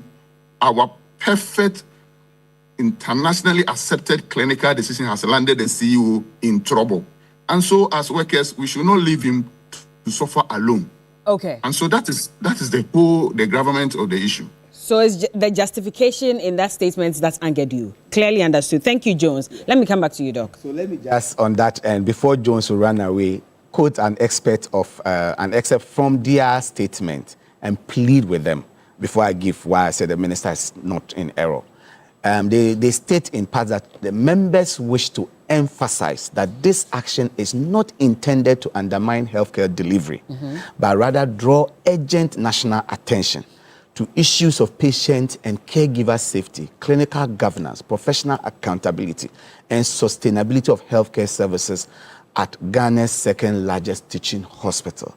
I want to stand on this statement and plead with my colleagues, doctors, nurses, all cadre of healthcare workers in Komfanoche listening to me this morning, including Jones, that their strike is having an unintended consequences. This was not their intention, that patients should suffer. And so for that reason, they should call it off. Secondly, their real intention is to draw urgent national attention. I want to say that national attention has been drawn. Is the reason why we are discussing it here. The board met the minister yesterday, the regional minister came in. Since all this have come in, they should try and make sure that there is patient safety and patient care and continue. And for that reason, I'm pleading with them to call off. Now, let me just summarize why I said the minister technically was not in error. Now, Bella, on the 27th of February, the president, in giving his State of the Nation address, stated, and I want to quote, patients facing emergencies must be received and given help, even under makeshift conditions. This is what the president stated, and I just quote directly from his statement. And so if you are a minister of health, your duty is to ensure that this kind of directive is carried out. And so when people have challenges, the least is that they should at least get back to the minister so that he knows. For instance, in Kolebu, in response to this directive, we as a board further gave directives based on this. And that's what resulted in the issue that they said patients were lying on the floor and all of that, because we said no patient should be sent away without triage. Okay. We didn't say don't turn away, but triage first. Okay. Does the patient have the chance of surviving? Can we do some minimum intervention before we send this patient away? If this is our directive in Kolebu in compliance with the president's directive. What happened in Komfanochi? Why I'm saying technically the minister acted in accordance with governance principles. The government hospital technically is his hospital. When you close your doors, it means that you don't even have an opportunity to see anyone, to see what they are coming with, whether you'll be able to manage or you cannot manage. They had done a perfect work in the background. For instance, patient inflow into Komfanochi is two main sources. Patients may come there themselves, or they may come from other hospitals. Okay. They had linked up with all these referral facilities and say that patients only come, and they can exit the hospital in two ways. Majority of them will recover and go home. Some, unfortunately, will die. That's the only way people exit the hospital. They met and decided that, no, there must be a third alternative, which is that they can do what we call reverse referral. Komfanochi can refer stable patients to these other facilities. Okay. And all the facilities stated what capacity they had to be able to manage all of this. So where the error comes in the communication is this. They could have communicated this kind of decision after they have concluded. First, to the minister to inform him of all the challenges they have. Second, to these facilities, that because we are overwhelmed, don't bring, hold on, we will come and help you. Now, for the general public, someone who has been involved in an accident, someone who has been a collapse at home, and they are rushing the person in, the minimum that person deserves is at least a triage. Okay. See the person, assess. Then my final bit is that the minister has been most understood as far as this is concerned. Most understood. And because of that, people are vilifying him unnecessarily. People are assuming that the minister doesn't understand the challenges of the emergency system. Does he really? He does. So if he does, and that's the concern, if he does, is suspending the CEO the best way to go? So when clearly the there are issues to be addressed. The CEO was not to solve the emergency problem. What was it to do? The suspension of the CEO, as I'm telling you, there is a breach of a directive from the president. Okay. And you are my subordinate. President is above the minister. He has given a directive. The minister must ensure full implementation of same. The minister invited the CEO, listened to him and everything, and told him that, look, even though all decisions may be right, for not going through ABC, you need to step aside. Okay. And I ask them to investigate what has happened. Let me bring Dr. Mako in to respond to this. I mean, does his explanation with the sentiments of a lot of my colleagues? We have a lot of group pages. I'm pretty sure Doc is even on them. And as our former GMA secretary, I can imagine how difficult it is for him this morning to come and defend some of the things that have been going on in the health sector. First, I would like to make it clear that the reaction of GMA and the GRN, the Nurses and Midwives Association, is not just premised on this incident at Komfanochi. It is a continued pattern from the Minister of Health that health workers have seen and have gotten to a point where we feel like we must speak back. First, there was the Tamale incident, where the Minister of Health went into the center of the emergency room to conduct a mortality audit there in front of other patients, patient relatives, all of that. We saw the video and the bravado and the rude manner with which he was addressing the very young medical professionals who were there. I won't sit here and say that as medical professionals we are infallible or we don't make mistakes, but it is very important to recognize how much they put in and how much sacrifices they do. I graduated not too long ago. Right after I graduated, another group in my class group was created for USMLE, was created for PLAB, because after going through the fire that we go through here in Ghana for the medical training, you will not write the USMLE and fail. You will not write the PLAB and fail. You will score in flying colors and you can immediately move and be taking 10 times what you earn here. Some of them decide to do otherwise. Let's stay here. Let's do our residency. Let's put in our best to ensure that we can raise Ghana. Because we've always had the issue of brain drain. So for those who are staying, they're making a conscious decision to stay and help the nation. That seems to have been pushed aside. There seems to be a very confrontational nature from this Minister of Health. And that is what has caused this. Because if he took his time to understand the situation, he would have realized that there was never really a directive at Komfanochi to turn people away. Just like Dr. Prof just said, they were going to triage. And if you are triaged orange or yellow, then you are sent to Menchia, then you are sent to Suntreso, because the emergency room, the accident and emergency at Komfanochi was full.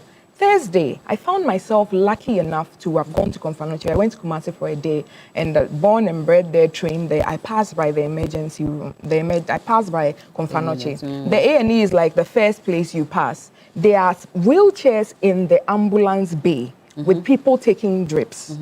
All the hallways in the A&E of Komfanochi have been turned into makeshift situations for patients to be treated.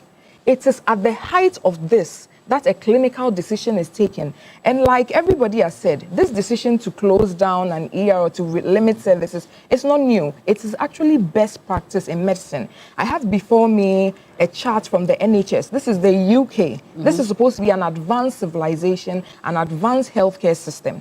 In 2026 alone, I am seeing about 7 critical incidents declared. So 7 instances in the UK NHS where they found that they could not reasonably and safely accept more patients. So it's nothing new. And if the minister was coachable, was leaning on the advice of the seasoned professionals in the ministry, he wouldn't have found himself in this mess. Is that what it really is? Because we listened to Prof and he says that there may have been a communication gap at this point, because whatever decision was taken amongst the doctors and the administration, they should have escalated it to the minister first before announcing it the buck officially. Stops with the minister. When he brought out this directive that the president has said nobody should be turned away, isn't that where the minister should have ensured that there are SOPs everywhere and what those SOPs are?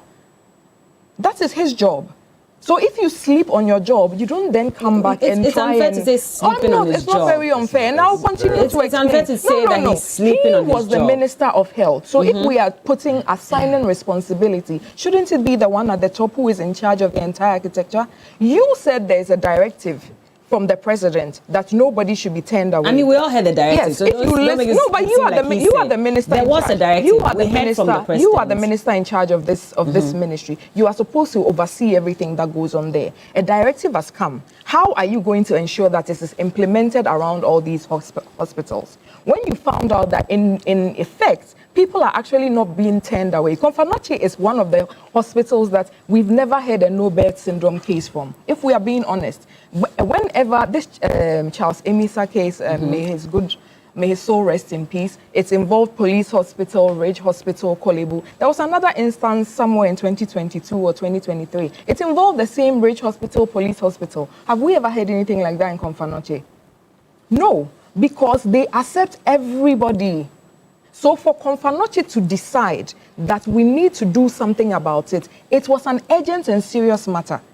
And so, as sector minister, if he was not overly confrontational, and I'm saying this is not the first instance, and the GMA and the Nurses Association's reaction to this matter, it is not just on the back of a CAT CEO suspension. No, it is the continued behavior and conduct of the Minister of Health that they find overly confrontational. Have they told you that personally? I'm a member of GMA, so I'm speaking as a member of GMA to you. And like I said, I started by saying that I am going to be sharing a lot of the sentiments of my colleagues this morning. It's something that has gone on. We saw how this recruitment scandal was handled with the nurses. You promise them automatic posting. You are barely able to absorb more than 20,000. You are not able to tell them anything good. And I wish I could find that video of you where he was interviewed on XYZ on the recruitment issue as sitting Minister of Health. These are all things people see. We remember what happened at Ridge Hospital with one of the NDC associates, Ralph St. Patrick. When he went into the ER at Ridge Hospital and caused commotion there, and the reaction that the minister had with this person, it was also something that the doctors and nurses were not happy about. But let me land. Hold on. If you would remember. I'll let you continue, but we need to fix a technical challenge on your microphone. So just hold on. No, we could hear everything, but of course, the technical team wants to fix that. So I will come back to you shortly. There's just something, I don't know if Jones is still on Zoom. There's something I quickly want to check with Jones before you go. So Prof indicated that, of course, if the decision was taken amongst yourselves and at management level, the ideal thing was to now escalate it to the Minister of Health before going ahead to communicate this decision to the general public. Do you know if by any chance that was done? No, I have no capacity to know, but because you know the position of the CEO. Did you bother to find out then before issuing the statement? No, the CEO knows that he's sitting in a political office, and so he will not dare say whether those things were done or not. Why so we don't won't want he? He has not told us to, but that's why we come in here. We beg the minister, and we asked Professor Bell, you as a health committee chair, and to at least for now. This decision, we feel that we are part, and so we feel that we have landed the CEO in trouble. So at least for this instance, he should rescind the decision of his suspension, so that we will know that next time, I'm sure the CEO himself will learn. Okay. He will learn from this, because as at now, we feel as professional bodies that we have taken a very good professional decision, like they have all said in the studio. And that has landed our CEO in trouble. And so we beg him. But your CEO is also begging you to go back to work. No, he is doing his part. I mean, where he is now, I don't envy him. His position now is like, he knows what he has done is right. But maybe it was not communicated well, like Professor Bayo is saying. And because of that, he's suffering. We too cannot leave him. So, Bella, please ask the minister and the rest of people who can take that decision to ask them to resign their decision so that our CEO comes back. And then we'll leave that for Prof to do. Don't worry. Thank you very much. Thank you, Jones. Yeah. The firm stance taken by the minister has not benefited anybody at all in this matter, because he has issued 2 statements or so since the whole strike matter happened. What happens if you rescind the suspension? And I'm not here to essentially defend the CEO of Komfanoche. I want to make that clear. We had a really good CEO of Komfanoche, Professor Ochirade Mensah Mozart, who was doing all this wonderful work with Heal Komfanoche, all of that. Change of government, you change the CEO, that's all fine. We've got a new CEO. He is doing something with clear, proper clinical judgment, and you find it right to scapegoat him. That's really not something that we as an association want to stand for, because what that means is that next time you could go and make a purely clinical decision somewhere to the benefits of the patient and your own safety, and you will be reprimanded for it. We just don't want that precedent to exist. I was also talking about the way his posture seems to have his constant vilification seems to have wanted to turn like the sentiments of Ghanaians against medical doctors. Now, there are very serious videos that we see around of people, patient relatives. The last one I saw was a patient relative going to one of our district hospitals. It is past visiting hours, and a midwife tells the person that, oh, it's past visiting hours and all of that. And you should see the way this midwife was beaten. The videos are everywhere, and people are complaining. They're like, if you want to take your time, no, there's always confrontation with the health ministry and the workers since he came in. It started with GRNA. How are you blaming the health minister for this? This is an isolated case. It is the posture that he has taken since he came into office. You are blaming someone's decision to get involved in a physical altercation. Do you remember the back and forth that he had with the PR of the GRNMA? Do you remember that? I'm trying to connect the two. No, do you remember that? I'm trying to connect the two. I have given you a series of instances where his behavior was not what was required of the Minister of Health with regards to dealing with professionals that work under him. And so, if you continue to do that, it creates the impression that you are always ready to vilify the person that's at the bottom of the chain in the Ministry of Health, the practitioner who is actually doing all the shifts, instead of fixing the systemic issues. We can also go to his release. Let me just quickly finish this, please. We can also go to his release on the key interventions that he has taken to solve the problem, because the impression that we are trying to create this morning is that the minister has done nothing wrong and he's putting measures in place to solve the problem. How is efforts to complete and operationalize select Agenda 111 hospitals. These efforts and things have been there a long time. I have videos of the hospital. I have videos of the Forecom hospital that they spoke about. And I hope you can play it to your viewers and they can all judge if that facility should have been sitting for 17 months with no work done. I haven't added Afari. I'm just bringing that in. If you're bringing all these, I'm also bringing in Afari Hospital, So I was not done. All these hospitals, ideally, don't you think they should have been completed under the previous administration? Do you realize that the Afari Hospital and the Sewa Hospital was started in 2008 by President Kufuor? Exactly. NDC was also in government for 8 years prior to that. Did they finish it? Fair point. So right now, who is in government now? It's the NDC. So the NDC has been in government for 17 months. If they could not complete it, then it was one of the reasons they were kicked out. Yes. And then the NPP was put in power. You also had 8 years. Bella, you did not complete it. Now the concern is that why didn't you retool some of these hospitals? Why didn't you complete some of these hospitals that were abandoned instead of investing money in Agenda 111? I feel like this is the line of questioning that is problematic because when it comes to the matter of health, it is best we do not politicize it. Nobody's politicizing. Yes, and I'll explain everything for you. You went that Yes, so you didn't let me land with even what I was saying. I just have a minute for you so I can go to council. No, you've put out a lot that I need to speak to. Unfortunately, I need to manage time. So you go ahead. The NDC also had 8 years where they even decided to move Sewa to Tamale, blah, blah. It did all of those rounds before the MPP came back into power. By the time the MPP was leaving power in 2025 January, the only thing that was outstanding for Sewa was not even a power plant. It was an HMU, which the former advisor, what is an HMU? It's part of the power system. So they had gotten a new transformer for Sewa, everything. And from the ECG, we needed an HMU to complete that, which the former advisor for health, Dr. Nsiasari, purchased before leaving office in January 2025.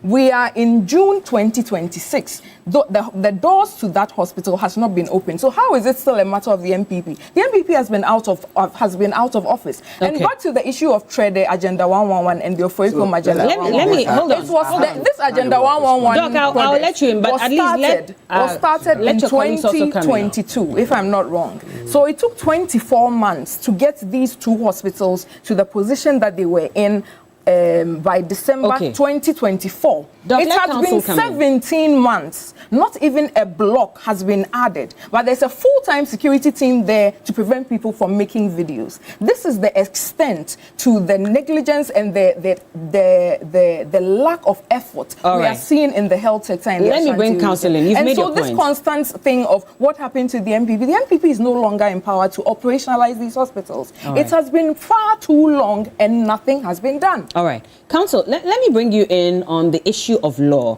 because if you look at Section 162 of the Labour Act 2003, Act 651, it outlines the strict procedures for handling these situations. Yeah.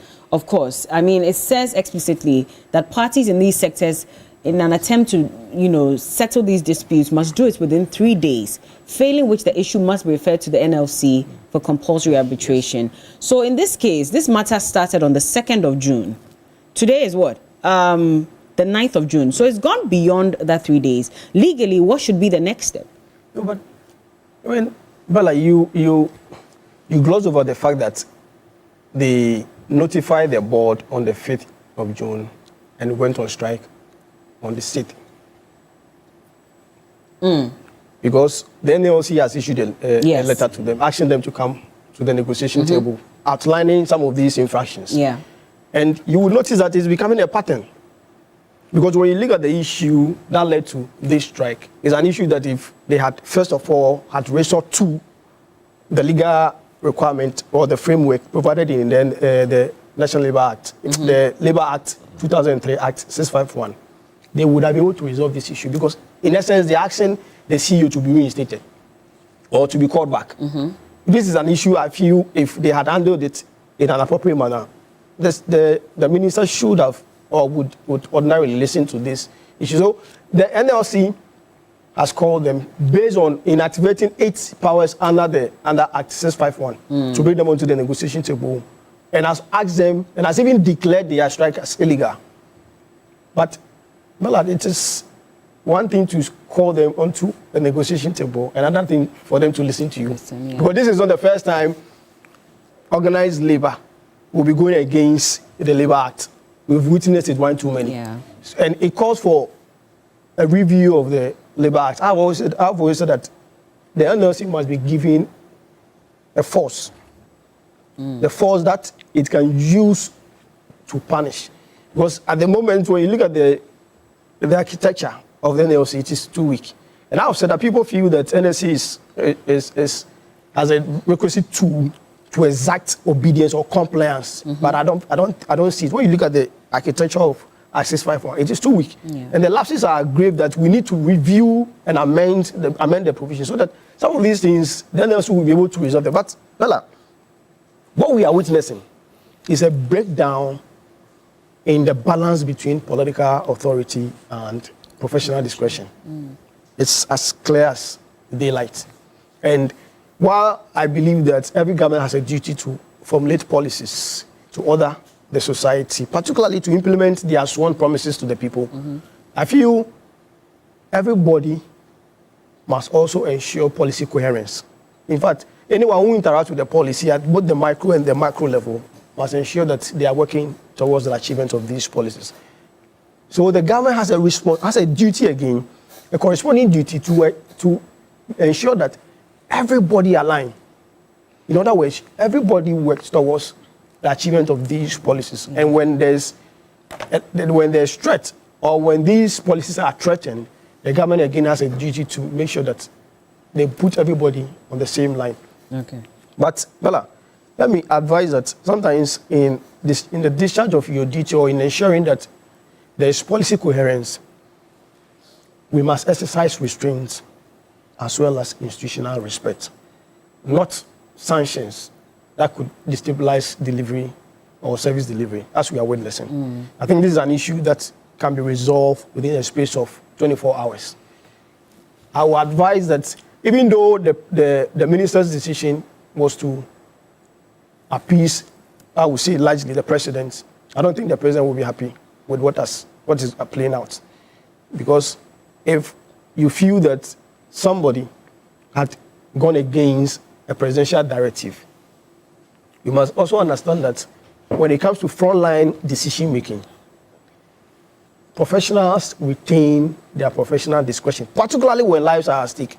And understand what process, because the thing is that there's a chain of command, and in taking a decision, you are not working in silos as a management because you have a board. So same must be communicated to the board, and the board has a reporting authority, which is a minister. So they should have escalated the conversation.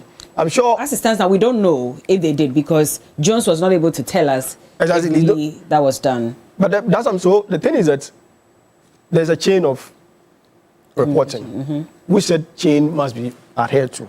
And if there's a breach, obviously somebody will feel hurt or threatened. And in this case, it appears so because the minister feel you are going against the presidential directive. And I'm saying that, Bella, if the president should hear this, I think he won't be happy with what is playing out. He won't be happy with which decision exactly? No, the suspension of the CEO, which said suspension, has led to the strike. He won't be happy about that. Yes, because but he why would he be happy? Because the thing is that this has a likelihood of affecting patients in terms of the quality of service they will receive at the hospital. It is, and this is a government that recently launched the comprehensive free primary health care. So obviously the government will not be happy with what is happening. But I feel we've gotten to a point where the minister must set aside all forms of political ego and political authority, reinstate or call back the suspended CEO, and let the workers or the health professionals go back to their responsibilities. I think it's as simple as that. How does he exert authority when he does that? Because again, the president has given a directive. If he should call him back, I mean, fair points that you make, but if he should call him back, does that not also communicate something differently to the health workers that even though the president has given this directive, we can still go ahead and flout it? Well, from Jones' submission, you realize that he has noticed some missteps. And he even said that they are striking because they feel they were part of the decision making that has led to the suspension. So he has noticed from his submission, that was, in fact, in his entire submission, that is what I got from it, that he has noticed some missteps in terms of the governance of the various hospitals. And as Prof said, the thing is that the hospitals are, let me say, their CEO is a health minister. Mm-hmm. So the health professionals are discharging service to the satisfaction of the Ghanaians.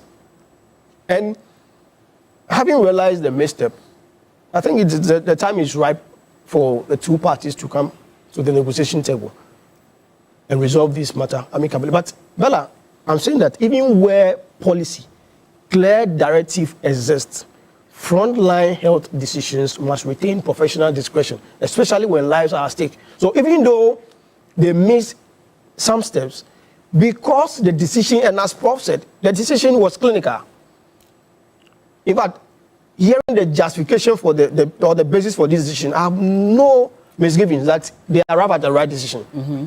And I'm saying that even where the president has given an actual directive, so long as the directive has a way of affecting the lives of patients, health management reserve the responsibility, professional discretion to breach it. All right.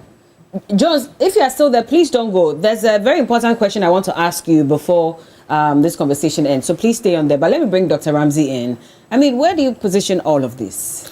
There are patients who are stranded. They need medical care. But the doctors and nurses are also saying that if you don't operationalize these other hospitals, then we cannot continue to take the pressure that we're getting at Komfo Anokye Teaching Hospital. Well, let me say a very good morning to your good self and to my colleagues on this platform.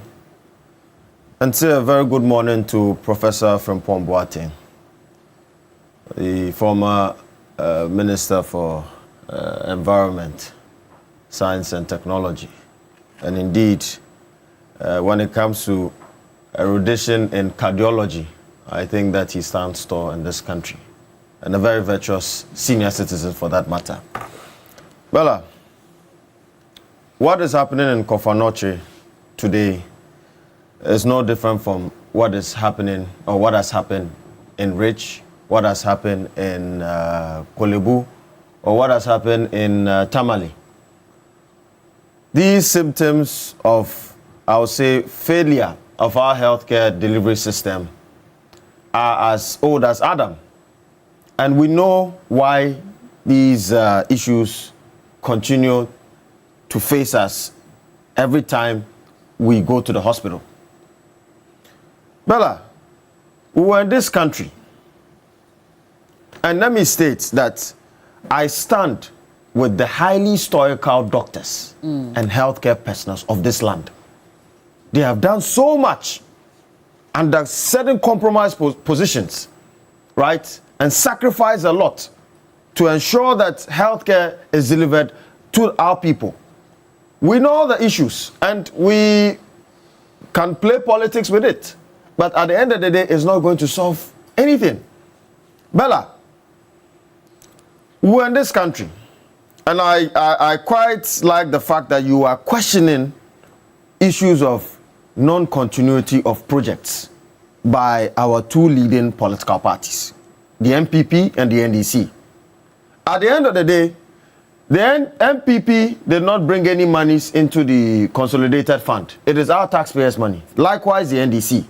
And they have a fiduciary duty to ensure that the lives of Ghanaians are held in high esteem and are protected at all costs. Bella, we are in this country again, and there's an old saying that you reap what you sow, right? We are reaping what we've allowed the MPP to sow, and indeed the NDC. But in recent times, the MPP, I have heard the communicator from the MPP, and she made a statement. Dr. Akuya said, and I paraphrase. If I paraphrase you wrong, please correct me. She said that negligence and lack of effort in Ashanti region have contributed to this issue on the part of the minister, right? Or I'll say the Ministry of Health. Bella, their leadership, and I'm talking about Dr. Mahmoud Bawumia and Nana Addo Dankwa Akufo-Addo, sank our $97 million in a hole. Which hole? In a hole. In a hole. In a hole. We are talking about NDC. Excuse me. No, when you were speaking, I was quiet. Don't worry. When you were speaking, I was quiet. So, please offer me that respect. At least when you were speaking, I was quiet. I'm saying that you made a statement that they made no effort. You understand? And they had no political will in that regard. That is the statement you made. And I'm saying that your government sank $97 million in a hole. We spent $245 million on the All African Games that had no economic benefit to the country. $245 million could have been used to complete most of these Agenda 111 hospitals. You spent $400 million on Agenda 111, and you told us that the cost of Agenda 111 would have been what? Less than $50 million, about $12 million. That's the cost. Nobody said that. No. Was it not 1.8 billion. I'm coming. You don't even know what you're talking about. I'm coming. Hold on, Dr. Kia. Per facility. That's what I'm saying. Per facility. Yes. I'm saying that you spent $400 million on Agenda 111. That's a fact. Again, if you divide $400 million, right, by that cost per facility, you have about 33 Agenda 111 hospitals that should have been built by now and fully operational.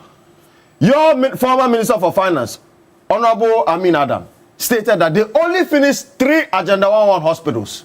Yes, still, your president, together with Dr. Mahmoud Bawumia, an economic whiz kid, who promised the people of Ghana sudden relief, could not finish all these 111 hospitals and told us that it was an over-ambitious dream.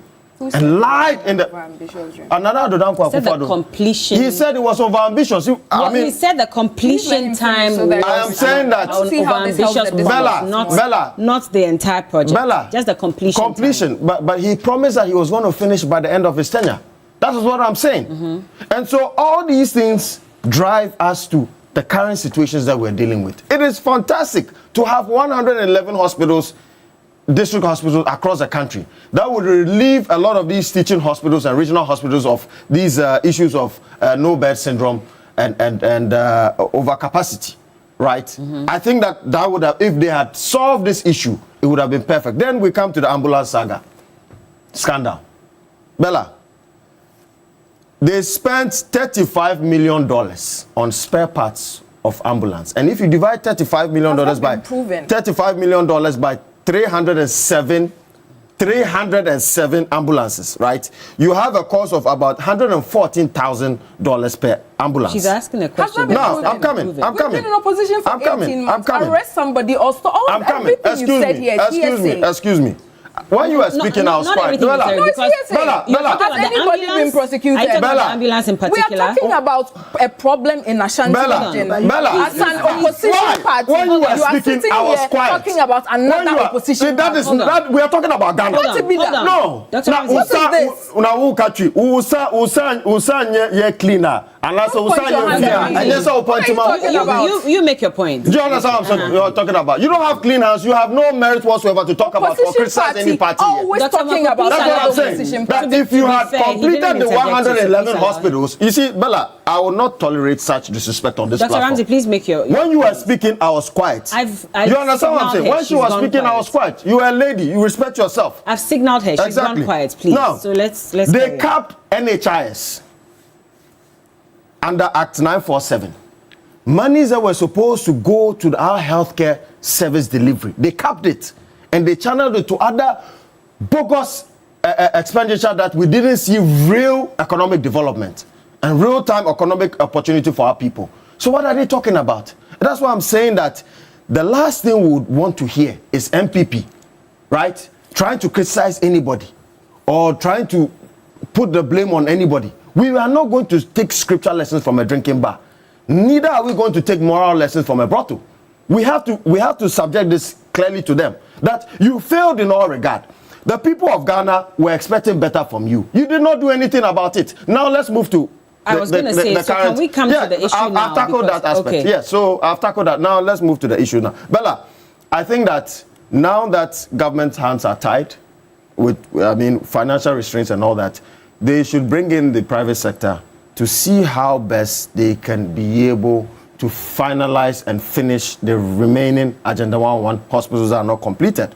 We need private financing, and then have like a regime, a cost regime structure that would make sure that the private entity will not overprice Ghanaian citizens that are seeking healthcare delivery within the district levels. Bella, and I also believe that the current Mahama Cares Fund should also be used not only to support chronic diseases as well, but to also tailor some form of specialist training and the training of some emergency personnel, so that we can be able to supply them to other rural areas. Because, you know, there's a huge concentration of specialists within the urban areas. And there's a huge disparity between specialists within the urban and then rural areas. And that is why I believe that if we're able to ensure that there's an egalitarian distribution of healthcare personnel across the country, it would go a long way. And also supporting the mitigation of the healthcare infrastructure deficit that we have, it would go a long way to solving the issues that we're talking about today. But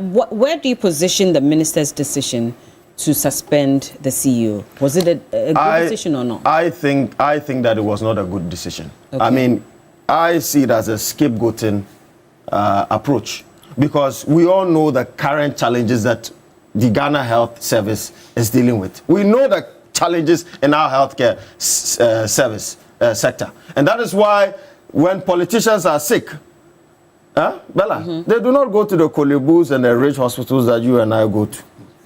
Where do they go? Oh, Bella, are you asking me? Tell us. Bella, where do they go?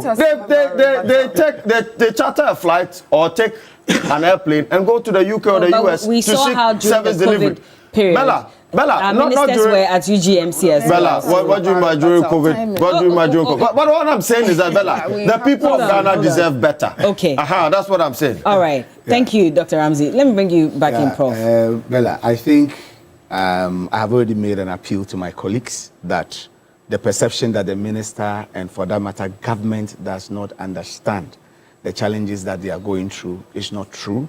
It's miscommunication, misunderstanding, and wrong perception, and therefore they should appreciate. And I want to itemize some of the things that the ministry and the government is doing for my colleagues to know that really understand the situation on the ground.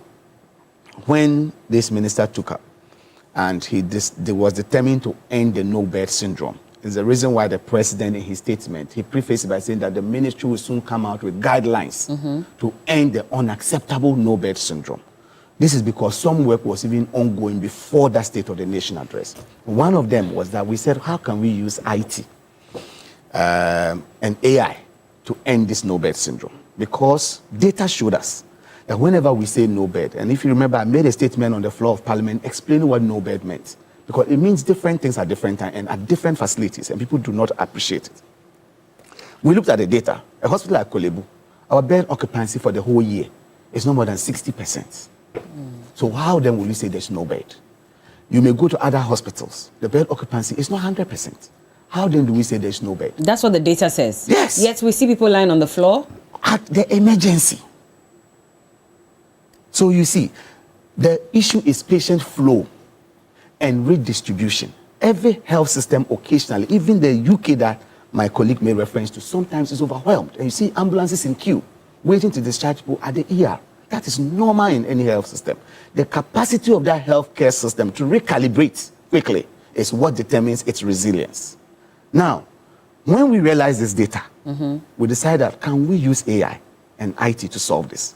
And the minister constituted a team that has been working for how many months? And we are just in the process of about to launch what we call a national integrated bed management and referral system.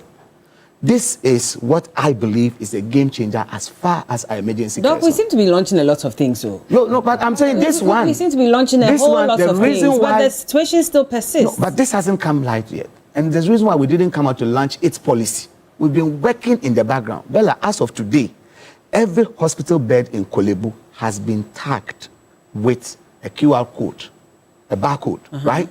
We've tagged all hospital beds in the teaching hospitals and all regional hospitals. We have a system that we have developed with a national command center. With a device, you scan the bed and you can update the status of that bed. At real time, the minister in his office and people at this National Command Center can see all the bed situation in this country. So if you tell me there's no bed at Kolebu emergency, at the click of a button, I should be able to tell. In the surgical ward, are there beds? In the medical ward, are there beds? In the maternity ward, are there beds? Why are we not moving patients from the emergency to this ward so that the emergency can be free? How are we going to also ensure that people don't take advantage of this? Because again, we know it's protocol. I understand that, yes, we're trying to Once there's transparency and all the actions are time-stamped. Can we trust that there will be transparency? There will be. As I'm saying, she as a doctor, when she logs onto that app and wants to refer a patient, can tell what kind of specialists are at Kolebu and what beds are available. Okay. And so when she's referring the patient there, someone cannot sit in Kolebu and say, I won't take. Okay. And there's a center sitting down and monitoring all of this. Our ambulances will no longer fly blind. Ambulances today will carry patients and be knocking on doors. Now an ambulance picks a patient and at the click of a button, they tell the number of kilometers to the nearest hospital, an estimated travel time that to take them to get to the nearest hospital, and what type of specialists are available. This is something we have developed over the period. The command center is set. Konfanochi's command center has been set. Kolebu's command center. All the teaching hospitals have mini command centers set. And we want to dry run it first before we actually go live. So when do you give us timelines? We had given ourselves this June to do a dry run. Okay. Because we have done all the tagging, we've done the setup. So just by 2 weeks July, ago, and she mentioned we're that go live with it. Oh, hopefully by July we should. Hopefully. Okay. Because these are Doc, we're going to take your word for it. These are IT staff. That's what I'm saying. Hopefully. Okay. Because we've worked with it, and there's a lot of things that can come. That's okay. Let me just wrap up. You know, she took a lot of time. Even before you wrap up, let me just also bring this in. Yes, you've told us what you're doing to address the no bed syndrome. Yes. But we still have hospitals that are rotting away. So I'm coming to that. Give us timelines as to when we can complete, for example, Afari Military Hospital, Trede, Sewa, so that we can now take off the pressure. When I said that there's a lot of misinformation and the government is not properly understood, especially the minister is not understood. Eurojet projects were 9 hospitals. Afari is a military hospital. It's not under the Ministry of Health. Sewa is under the Ministry of Health. And so 8 of the hospitals under the Ministry of Health. Of the 9 hospitals, 3 remain uncompleted, of which Afari is 1, Sewa is 1, and Salaga. And if you check, even in our manifesto, we made commitment to Salaga and to these hospitals. So since we came, government has not slept on this issue. As we speak now, the substation in Sewa is complete. But it is a connection of Sewa to that substation, so that there's power within. Okay. They had water challenges. Boreholes have been sunk there. As we speak, and you can send journalists to check whether there are people there working now or not. As of yesterday, there were financial issues where, when government came, there was an assertion that it looks like the contractor had been overpaid. Some assertion realized that the contractor is owed, so they had to reconcile figures. And contractor says, you just give me part of the money, because it's the same contractor doing all 3 outstanding hospitals. And say, if I get part of the money, I can complete it. So all I want to assure the people of Ghana today is that government is working around the clock to solve the issue of Afari. Okay. Sewa. The Afari one is a military hospital, but as I know, it's still the same government, and they're working to see how they can get it on. When it comes to Agenda 111, Bella. Doc, land on this for me, because... Yeah, I'll land on it quickly. I'll land on it. On the Agenda 111, I think I don't want to politicize health. And you know that anytime I speak on health, I hardly want to politicize it. We have met a situation. What did we meet? 105 or so hospitals that started. The 111 not always started. Some were not started at all because of land issues. But those that were started, we assessed. We got the government architectural firm, AESL, to assess them. And then we did an audit. You remember there was a special audit that said some people were paid and didn't even go to site. Can you not do all of this and just go to start work? Then after all this assessment, we have identified about 35. Looking at regional equity in the distribution, looking at access to health facilities in these places, and government itself is devoting money to complete these 35. Then we are using creative means, bringing in other private sector players, faith-based organizations to help us complete the rest, because His Excellency John Dramani Mahama says he doesn't want any project left by the previous administration left unattended to. Okay. And so we are working at it. So I will just conclude by saying that if you accuse government or the minister that he's sleeping on the job, his attitude, all of that, please, we are not dealing with people's attitude. He is the Minister for Health today in Ghana, whether someone likes it or not. We ought to work with him. Okay. And he's willing. He's somebody willing to listen to the unions. With this issue that happened, he has several options. One option could have just called the CEO and talked to him. Another option could have given the CEO a caution, right? A written caution. These are the disciplinary procedures. Another option could have been interdict, investigate, and then take a decision. Another option could be suspend. Another option could be dismiss outright. The CEO is an appointee of the president. The president can recall him through the minister at any point in time. Okay. So if the minister has made a particular decision, if you are not there, you do not understand why that decision has been made, please don't be overly critical. I can understand what we are all saying, but my last word is that my plea to my colleagues, your strike is having an unintended consequences. Please, let's return to work. You yourself have appealed. Let us return to work. Thank you very much. All right, thank you very much as well. Okay, so my producers are going to let Dr. I beg you. Let me finish. So, producers, you give a Kia just a few minutes. Give me 3 minutes. It's okay, very 3 important. minutes, please. Prof mentioned the National Bed Management Database, which is a very good thing. But you know, when I started, I came in very hot against the Minister of Health because, in my opinion, there's a lot that he has done that has just been regressive for the health sector. We had LIMS. So what he was describing, your ability to sit on your computer and check how many beds you had at every point in time, we had it in LIMS. So you could sit at Rage, anywhere in Rage, and you could see the bed count with LIMS. You could see within your hospital. That's what I'm saying. But you cannot see integration. Prof, let me finish. That's what I'm talking about, national integrated system. Let me finish. So you could see the bed count at Rage. You could see the bed count at Kolebu. So when the ambulance calls Kolebu, you could see the bed count. So even if you don't work, let's say in Kolebu, can you still see? It was now localized to a system. So they were building all these nodes, trying to then network all the hospitals. Okay. Bringing all of these hospitals onto LIMS took about 8 years. The minister came and the first thing he did was to get rid of LIMS, so we started afresh. They even had like this back and forth. That was so much that LIMS is in court. Please let LIMS is in court with the Minister of Health for defamation. You can have your producer fact check. LIMS has taken the Minister of Health to court for defamation because they do not agree on what it was said. Sorry. No, Prof, please let me. So you are saying he did not cancel it? He cancelled it. LIMS is not working, and anybody can fact check that LIMS is in court with the health minister for defamation because they claim the basis on which he brought to cancel the contract. We're not true. But defamation is a contract. So defamation is more about the character of a person. No, about things he said to abrogate the contract. Why are they not cancelling? Why are they not in court? To abrogate the contract. Hold on. Sorry, Doctor, please stop interjecting here. LIMS is of the view that what the minister said to abrogate the contract was not true. And so those processes are going on. Are they contesting the cancellation of the contract as well? No, they are contesting the grounds under which the statements that were made by the minister and the PRO with regards to LIMS. That is just by the way to tell you that we were on our way to a national bed management. We were on our way to that system. Number two, I'm sure you are very familiar with Zipline. It has also been cancelled by this minister, and he will give you an excuse for it. Now let's go back to Agenda 111 and 400 million has been spent and all of this. When it comes to the health sector, I always want to be as apolitical as possible.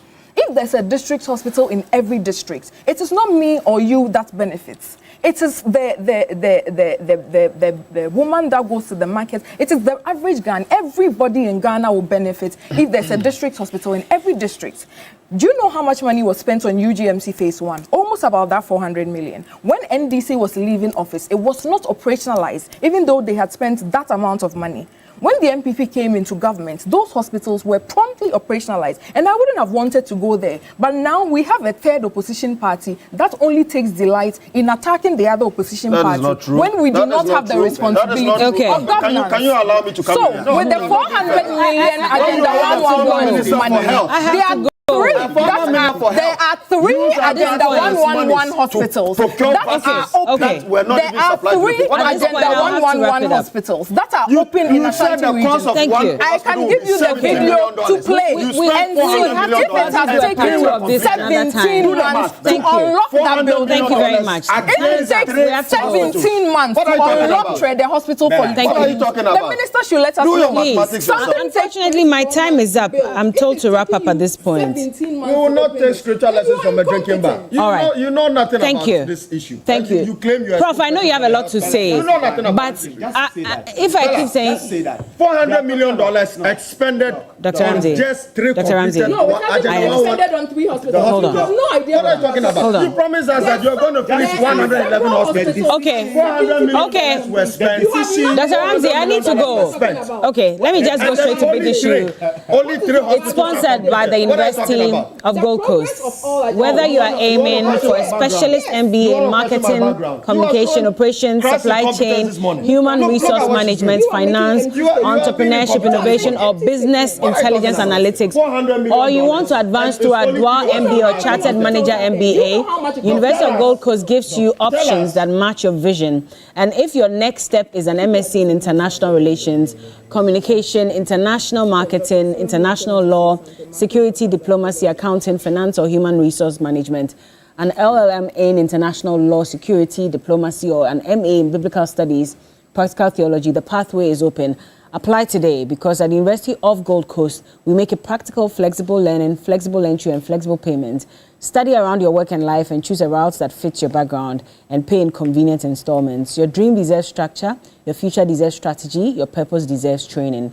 Apply now, www.ugc.edu.gh, or call them or WhatsApp them on 026-388-8555. Unfortunately, my time is up. I know that this conversation requires more time, and hopefully we can have a part 2 of this at another time so we can get into it. But I want to say thank you to my guest this morning. You're wearing yellow for sure, so that's also good. Ghana is getting yellow. Professor Titus Kebeyu is a member of the Parliamentary Select Committee on Health. He's also the MP for Lambusie. Yes. Also, Dr. Ramsey Nusa, Director of Political Research, United Party. He didn't wear yellow today. So you're wearing the fire. Dr. Ekia Amuako is the Deputy spokesperson for Dr. Mahmoud Baumia, the flag bearer of the NPP. She's also the spokesperson for the NPP Health Committee. Austin Braco-Powers is a private legal practitioner, and Jones Efrie Anto is the Ashanti Regional Chairman for the Ghana Registered Nurses and Midwifery Association. Thank you all so much for joining us on the show. I know Prof is not happy with me, but we'll be back. We have more conversations coming up.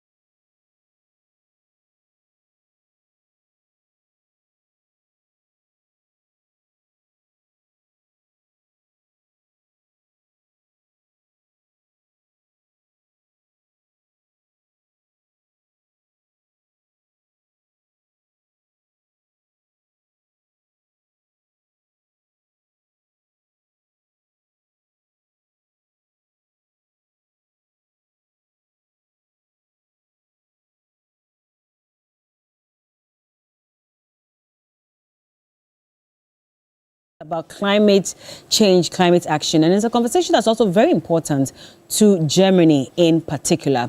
And we're coming up with climate talks that's taking place in Tamale tomorrow. In fact, it's TV3 in partnership with the German embassy. And we're inviting you to Climate Talks 2026 in Tamale. And it's under the theme, Building Climate Security Resilience in Ghana. And we're hoping that you can join us so we can have a conversation on climate-induced conflicts and community resilience in northern Ghana, featuring the German ambassador to Ghana, His Excellency Frederick Landschoff. And so you can watch live from the Pioneer Guest Lodge Tamale on June 10 at 10 a.m., which is tomorrow, basically, 10 a.m. on TV3 and all our digital platforms. You can be part of the conversation shaping Ghana's climate future. And I'm honored to have His Excellency in the studios with us to tell us a bit more about climate talks and, of course, why it's important to the German embassy and the German government, as well as Ghana government as well. So, Your Excellency, Frederick Landschoff, it was good to see you in the studios. How are you doing? Good morning, Bella. Thank you. Thanks for having me. Thank you for coming as well. Tell us a bit about Climate Talks. When we say Climate Talks, what exactly does it mean? Climate Talks is a brand of the German Foreign Office we started with in 2024. The German embassy here in Accra is a climate-focused embassy. And with the Climate Talks, we try to raise awareness on climate-related issues and also to provide a platform for different actors from different levels of society to communicate, to share ideas, best practices, and also to coordinate maybe on climate-related issues. Mm-hmm. And this year we are focusing particularly on the nexus between security and climate change. That's why we came up with the topic of building climate security resilience in Ghana. I'm trying to get the connection between security and climate change. What exactly is it? Yeah, but unfortunately there are a lot of linkages between this. Climate change is increasing pressure on natural resources, on economies, on public health, infrastructure, social security. So please let me give you two examples. Only a few weeks back, I traveled through the north and I had a few encounters with communities there. And what they were telling me is that the dry seasons are getting longer and the rainy seasons are getting much more rainy. So we see it outside in Accra over the last few weeks. And this is putting pressure on natural resources, on land degradation, and for instance, is increasing conflicts between farmers and herders. Yeah. Another example they told me about, one that really stayed with me, was that during one encounter, I asked the community representatives, why are all those people looking so aged? And he told me, because the dry seasons are getting longer, the young people, they go to the Galamsey areas. Oh. So I think it's totally understandable for a young person to dream of a better future for themselves and for their kids. But once they return, many of them are facing heavy health issues with their respiratory systems. Yeah. And also we know that, Galamsey is linked to organized crimes, to the terrorists in the north. So there's again a security linkage between security and climate. And I think it's very important that we touch on that. But at the end of all this, what is the objective of climate talks? Because if I'm deducing from what you're saying, clearly to address some of these challenges that these individuals in the northern region are facing. But what are you hoping to get out of it particularly?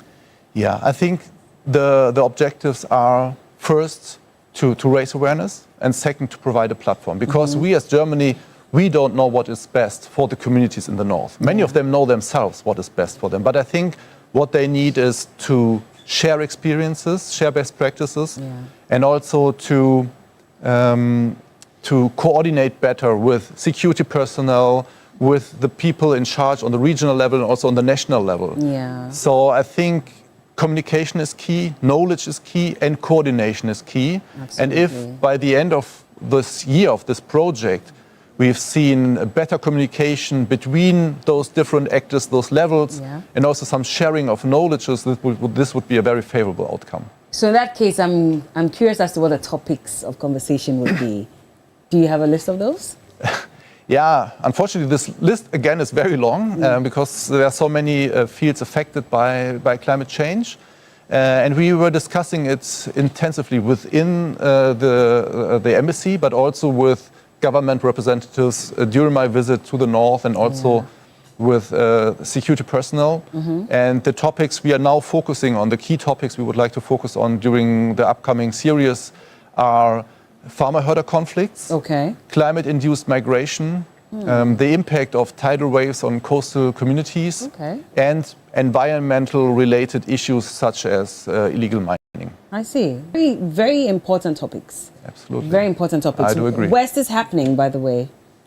Yeah, you know, we thought that this should not be happening again in Accra. We have a lot of discussions happening in Accra, which is good, but at the same time, when I was traveling to the north, I realized that for most of the people living in those rural areas, Accra is very far away. So that's why we came up with the idea to let the discussions take place in those areas, in those regions that are mostly affected, most vulnerable to climate change, and also the connection between climate change and security. So one is going to happen tomorrow in Tamale, in the northern region. Then we will have one in Bolgatanga in Upper East, one in Keta in the Volta region, and then 2 will happen in Accra and Kumasi, because also Accra Greater Region and the Ashanti region are affected by climate change as well. And if you want to talk to some of the key decision makers, you also have to do it sometimes in the capitals as well. So that means that you're bringing in diversity, you're giving other people the chance to also speak to it. So it's not just those in Tamale, for example, tomorrow who would get to speak on this matter. You're opening it up to everyone else to engage as well.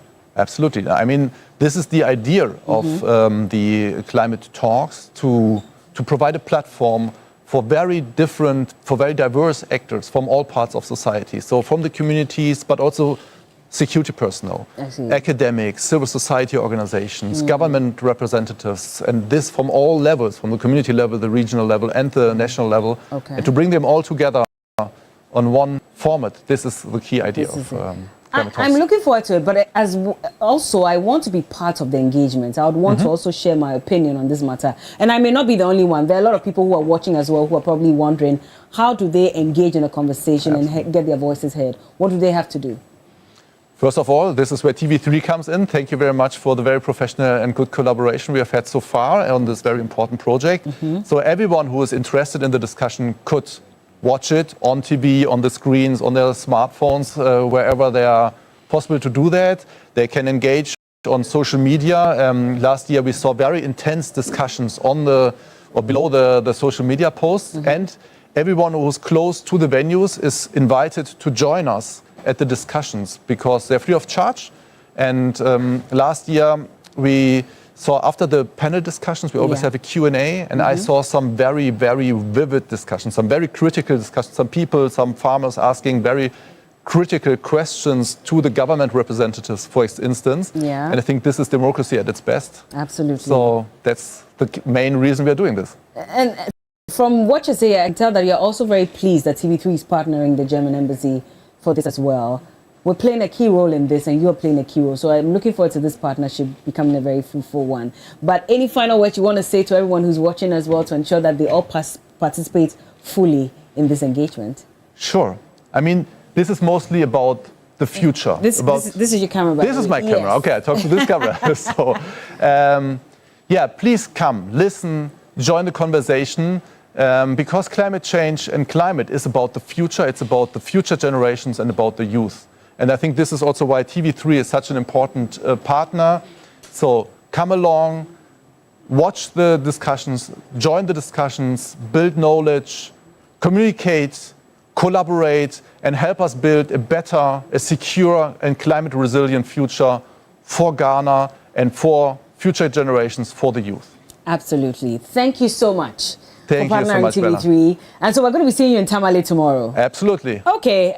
Maybe hope to see you there too. After that conversation, I'm curious to find out what you'd be having for lunch. It has to be some indigenous food from Tamale. Have you identified what you want yet? Tozafi, have you had that? I'm not sure yet. I like jollof a lot. Oh, you like jollof? But I'm not so much now into the regional food of Okay. So maybe we'll have to make sure someone prepares some very good jollof for you there. Yes, please. After, so you can enjoy it. Usually, what would you have your jollof with? Fried plantain? With fried plantain, some fresh pepper. Okay. Maybe shito a bit. I like able spicy. To take the pepper. Is it not too spicy for you? No, it's not too spicy for me. You don't sweat too much when you're having it? No. No? It's okay. Okay. And chicken or egg. Chicken or egg? Yeah. I see. You are very Ghanaian because you like eggs. Yes, I do. Okay. Well, we'll make sure that happens. Team, make sure it happens for us. Yeah? But we'll see you in Tamale tomorrow. Have a safe journey when you're going. And, of course, tomorrow, 10 a.m., we're going to have all the stakeholders engaging in this conversation. It's important that you take part in it because climate change affects all of us. The rains are coming. We can already see how we're told that we should expect more rains this time than we have in the last 30 years.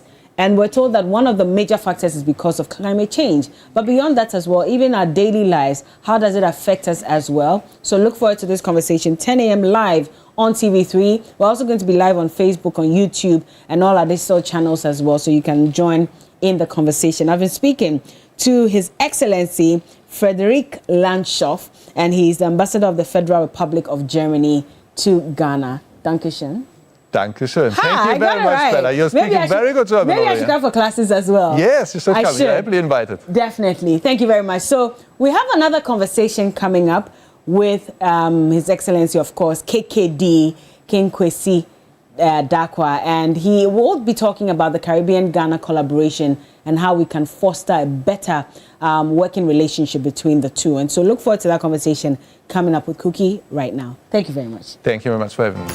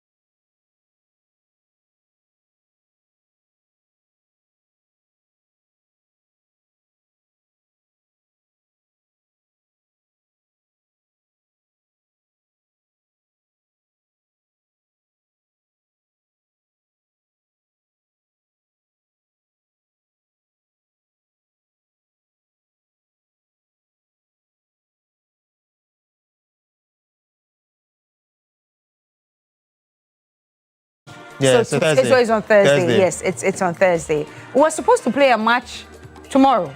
We were supposed to. Yeah, we were supposed to. But as it stands, it may not happen. It's me. It won't. It will not happen. Yes. Because Mr. Hart was talking about it. Yes. And so it's been scrapped totally. Yes. Okay. Now let's just take the issues one by one. So Henry Asante-Twum has been speaking about this very topic that we're discussing, whether there's a possibility of us to finish the last friendly before our first game is against Panama, right? Yes, that's the first one. game against Panama. Okay, what's he been saying?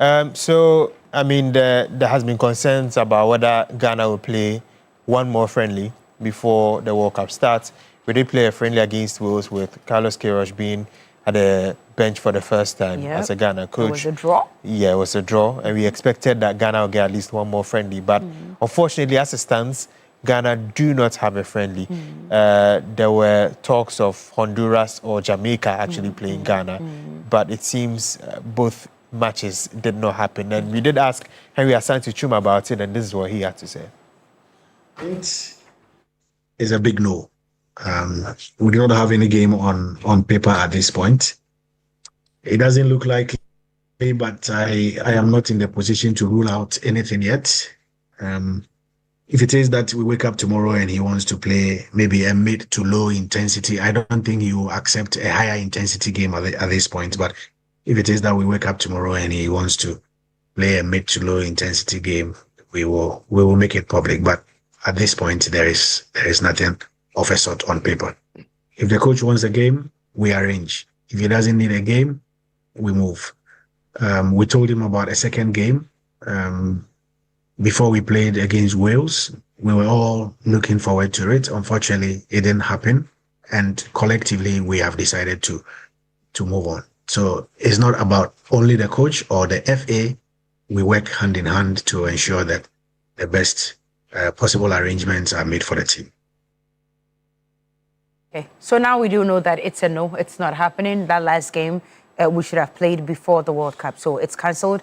I think it's better. Let's concentrate on what's important at the moment, which is our place in this competition. Yeah. Many people are still not confident of how well the Black Stars are going to do. And over the weekend, I heard the sports minister in one of the churches here in Accra praying. The video, yeah. Praying that the Black Stars will do well. But do prayers actually change anything at this point? I mean, if you believe in the spiritual, you pray.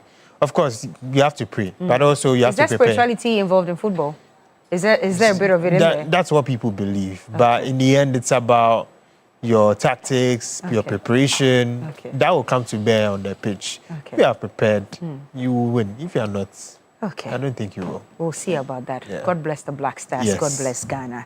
Let's continue still on the Black Stars. Let me ask from you the sports journal first. So all this that we're picking up on social media and in the news about the English people saying they do not want to shake Thomas Partey. First of all, is that correct? Is that news accurate? That is what the English media have reported. Okay. It's not something that the FA themselves have said on official capacity. Okay. So we don't know whether they are actually planning on doing that. But if that's what the English media is saying, why? What has Partey done? It's the allegations. The allegations. Is he the first person? No, he's not. But there are some English players who've also gone through the same thing. So what are we talking about? Yeah. So the thing I've come to realize, right? English player you mentioned, Mason Greenwood, for example, when he had that case, they put him away from Manchester United entirely. I remember. He put him away from the national team entirely. He was away for about 1 year, didn't play football. Eventually had to go to, Marseille, Getafe first in Spain, and then Marseille, where he settled, and now he looks in much better shape. I think the way they deal with it is very intense, even if there's no proof as to whether you are guilty or not. If it's still a case in court, they'll still sort of react in a very intense manner to it. Yeah. So if they actually do it, I will not be surprised. But then again, it's not something that the England FA has officially said they will do. Okay. So we wait for what the FA will say. I mean, the day we'll meet them, we'll all be watching. Yeah. So we'll definitely see what would happen that day. Yeah. All right. Keep an eye on that one for us. Yes. And Henry did react to that as well. All right. So let's take a look. concerns do not travel from one member association to another. Member association concerns go to the tournament organizer or the competition owner. In that sense, I am talking about FIFA.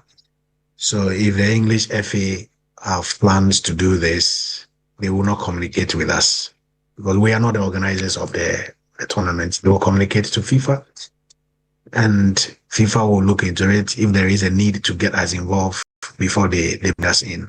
I see it. I see this whole thing differently. I sit here every morning and I wake up to tons of emails from the English media, tons of them. I've lost count. You know, in the lead up to the game against Wales, I received 17 emails within 3 days on this Thomas issue. When the coach met the press before the game, I saw four of our brothers there, and 2 of them asked questions regarding this particular issue. The following day, as if they were not impressed by what the coach said or with the response of the coach. So the following day, a number of them also turned up again, and they were asking the same thing. So we are not. These things are not new. We have become used to these things. We have absolute confidence in what our player has told us. We have supported him right from the very beginning. He knows that we have been with him, toe to toe, shoulder to shoulder. We believe in what his legal team has told us. He has our support. And so it's not something we are focusing on. Now, these noise that come from outside sometimes aim to stabilize you, aim to take your mind off the game. It could be part of the mind games. And we are not interested in these kinds of mind games. We are focused on a mandate to deliver. We want to get the best out of our players. Thomas is one of our key players. We believe in him. We strongly trust him. We know that he will give us a good job on the field. Opinions are like noses, and we do not want to channel our energy in that area. We want to prepare as best as we can. We want to step on the pitch, fight for the badge, fight for the people of Ghana, and be proud after that. That's it. And that's just about it. I agree. Let's put that matter to rest. I don't even want to think about it. Let's wait for our match against England, and we'll see exactly what happens on the pitch. We are peaceful people, so if you bring peace, we'll meet you with that. Even if you bring chaos, we'll still meet you with peace. Anyway, so let's just continue. Charlie, my heart is broken this morning. Why? Atan, the Somalian referee, would have been the first Somalian referee to be at the World Cup. That's true. Since he won that award. Yes, that's true. Now, so what? So he got on U.S. soil. He had the visa and everything, but he was denied entry. Is that the story? So what we understand is Somalia is on the red list. On the ban, On the ban list. President Trump's ban list. So automatically you probably not even get a visa. I don't think he even thought about it. Did the referee even think about it? I'm not sure he did. I think if you are given the job by FIFA to referee in a World Cup tournament, automatically you think that you are working for FIFA in the World Cup, so you should be allowed. Why didn't FIFA cover it for him? Why didn't they make an exception for him? That's the thing. So that's the thing that people are going at FIFA for. Because I think it could have been a sort of discussion that should have been made between Gianni Infantino and Trump, maybe. But the case is, when FIFA released the statement about this, and they basically stated that the power is on the host country when it comes to who is allowed entry. And usually that has been the thing for years. So maybe if there was going to be a change, I think that should have been discussed beforehand. But now that this has happened, unfortunately, he cannot go. So would he be replaced? Because I'm told there's supposed to be 54 referees for the tournament, but that reduces the number to 53. So would there be a replacement? I'm not aware of a replacement yet. If there would be, FIFA will communicate that. All right. But I believe they will make do with what they have for now. All right. I'll end it here with you because we don't have so much time on TV3 Newday this morning. But at 10 o'clock, you'll be here with your men to continue the rest of the stories. All right. Thank you very much, Billy. Let's take a quick breather. When we come back, we'll continue with a lot more here on TV3 Newday.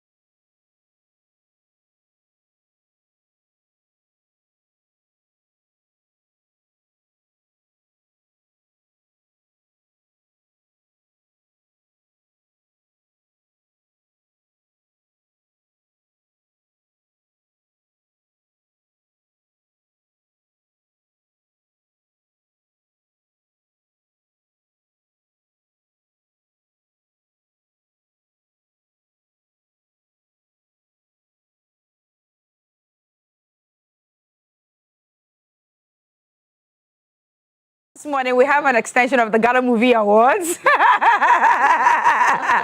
I'm just saying because we've got all or some of our best in the country and also from Nigeria here in the studio. Yeah. Amazing James Gardner, ladies and gentlemen. Give it up for the amazing James Gardner. And then seated by him is Sheyi Banigbe. Did I get it correct? Yeah. Okay, so you are the show director and a judge on Cooking with Game Changers. The show creator. Oh, show creator. Okay. And then, Kobi Adaiwodewe Ganeni, right? Okay. Yeah, so you are tech expert and judge also on Cooking with Game Changers. And then, of course, the one and only Jocelyn Duma. You're also an actor, a judge on... Okay. So you are the way. You are the host. You are the host. Yeah, okay. It's great to have all of you in studio with us this morning. Let me go straight to the show creator. Right. We've seen a number of cooking shows all across the continent, especially here in Ghana. What makes this very one special and why now? All right. Thank you for having us. Cooking with Game Changers is special because it spotlights top business executives. It's not just anyone that knows how to cook that comes on the show. So it's not just about actors even? No, we are judges. We're there to eat, taste whatever they make. The show spotlights, when you watch the show, you watch a day in the life of a top business executive. As you've seen in our episode 1, we have Chichi Yakubu of Yoyo and Anthony Jamefe of Caveman Watches. You know, people that have built, their dreams and are making economic impact in society. We spotlight you, we watch a day in your life, understand how you do what you do, how you make success out of you, how you made success out of your life. And at the when we experience both of your lives, then both of you come into our studio and you go head to head. They competed to make wache, and then they make it, and we the judges we taste it. Yes, and we say who the ultimate game changer is. And of course, everything is made possible by our darling host. He drives the whole ship. Yeah, so James is the host and we are judges. Majid is the judge as well, but he had to fly out of town. Okay. In Ghana, we call him our amazing James Gardner. He is amazing. Yeah, amazing James Gardner. I didn't know that. Everybody calls him. But how did you decide on him as the host? Oh, wow. Okay, so we have Cooking with Game Changers Nigeria. It's a TV format that came out of Nigeria. Daniel Etim Effiong is the host of Cooking with Game Changers Nigeria. And in making the decision on who will take that spot from Ghana, Daniel was very much involved, alongside the fact that we were keen on... The show is about leadership. Everyone featured on the show is a leader in their own right, whether it's in tech, in entertainment, and James is a force in, the entertainment industry 100%. Here. So he ticked all the boxes, and then he added his own spice on it. I mean, he's got an amazing sense of humor and personality, so we're so happy that we made that choice. Okay, great. Mr. Day, so you are a judge. Jocelyn is a judge as well. Tell me, what was your experience on the very first episode? Have you been a judge on any cooking show before? Nope. Never been a judge, never been on TV. Wow. Never been behind so much lights and cameras. You called me and it was about, hey, we're trying to promote young, people doing amazing things, building businesses in Ghana. And guess what? I didn't ask any questions. I said I'm in. And today I'm on TV talking to you all this. So it's been an experience. What was the most challenging part for you? I think it was just how long it takes to shoot. I know when you move home. The coordination, the lights, you had no idea. Let's retake it because James didn't like his walk. All that stuff was really interesting. The most hurtful part? When you give your best shots and then there was no sound. The sound man didn't record. Wakuma. Wow. But it was amazing. I'll say it's something that and you're loving it. You're loving it so far. I'm proud of it. I love it. Yeah, it's good. So did you really give a very good verdict at the end of the first episode? Whose watching was really good? They would have to watch to find that out. We should watch and then we would know. Okay. Mazam. As for you, you are not new crowds in the camera. What was the easiest part for you?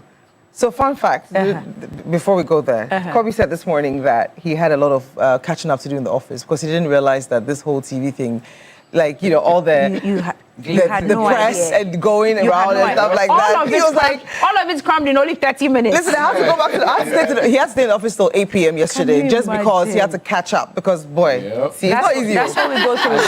Imagine if it was a crying scene for you. And something went wrong and you had to cry and cry. Cry. Yes, and you have to exude the same emotion. Yeah. So it's not easy. Yeah. But I mean, I don't care how many times you do this. Right. There's always something very exciting. You know, the nerves, it's exciting. You know, so I mean, again, when I got the call from Shay, I was just like, okay, I'm always the one probably hosting something, or you know. But then this time, I'm just gonna sit back and just be the judge. And I love food, so it came quite easy. It was so that was the easiest part, tasting the food. What's the most difficult part for you, though? Why are you looking at me? No, you know the funny thing? There was nothing difficult about the show. It was just, I mean, Shay made sure that everybody was, well, the production quality is amazing. I mean, everybody brung their A game. Right. I mean, from the camera, lights, clothes. Shay was picking the clothes herself. Like, she brought accessories. She was like, makeup, everything was just provided. You know what I mean?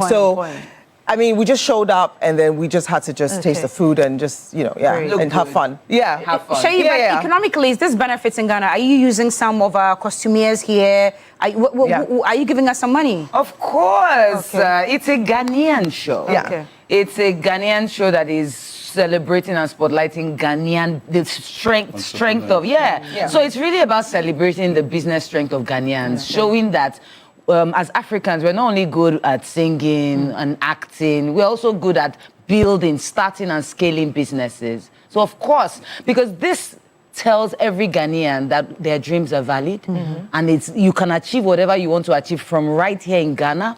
You don't have to run away to Europe or any other place. When you watch every episode every Sunday, you realize you can do anything you want to be. You can be anything you want to be right here in Ghana, right here in Africa. Okay. So is there any special criteria you use to select your guests? Oh, yeah. Okay. I mean, to be a game changer on the show, your success has to be watertight, no flash in the pan. You must be paying salaries. You must be, aiding the economy. Your story has to be replicable. If half of Ghana watches your episode and they say, you know what, we want to be like him, are we in trouble? So it's a whole lot of things that we research and look into before we can feature you to the whole world. Right. Yeah. I see. Yeah. Mr. Host, so when are we starting this? Is it this very Sunday? Yeah. No. It started already. It started already? Yeah. Okay. But the premiere was actually last weekend, Saturday at Labadi Beach I saw all the stars. We had Charlie, you be big man, no? You were able to bring everybody together. That's what's up. It was a teamwork. Yeah. But so the show times, I think I'll leave that for Sundays. Shay. It's actually on screens every Sunday on TV3, and there's a repeat. What time is it on Sundays? 6 p.m. 6 p.m. on Sundays. 6 p.m. Okay. 6 All right. And I think there's a repeat on Tuesday. I saw Tuesday or Wednesday or something like that. It's on Onya as well, Onya TV. But Onya? Onya. Can you hear Onya? Onya. I heard you say onions. I thought you were yeah. Onya. Can say Onya? Onya. Onya? Oh, stop. So it's 5:30 there. It's 6 p.m. every Sunday on TV3, and there's repeats. Okay. They can go on our social media at Cooking with Game Changers GH to see all of the times and the repeat and all of that. Right. Yeah. Okay. There's a teaser available for us to take a snippet of this morning. Let's take a look. Hello, everyone, and welcome to another sizzling episode of your favorite show, Cooking with Game Changers.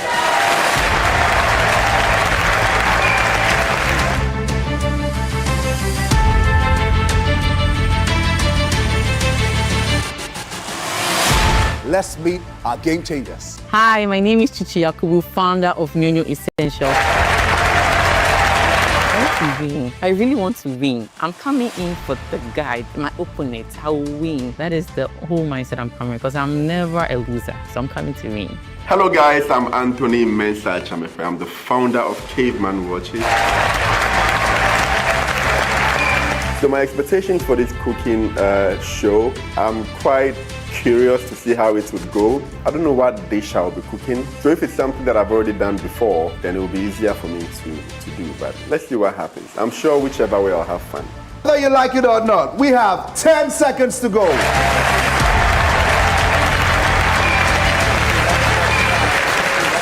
I think the black pepper was got burnt. Oh. Yeah, so it doesn't taste, it tastes like burnt black pepper. Oh man. The presentation, I would say, equally on the same page. Both of these people have done amazing. Right. is supposed to be watching. So what would you call this one then? This wire.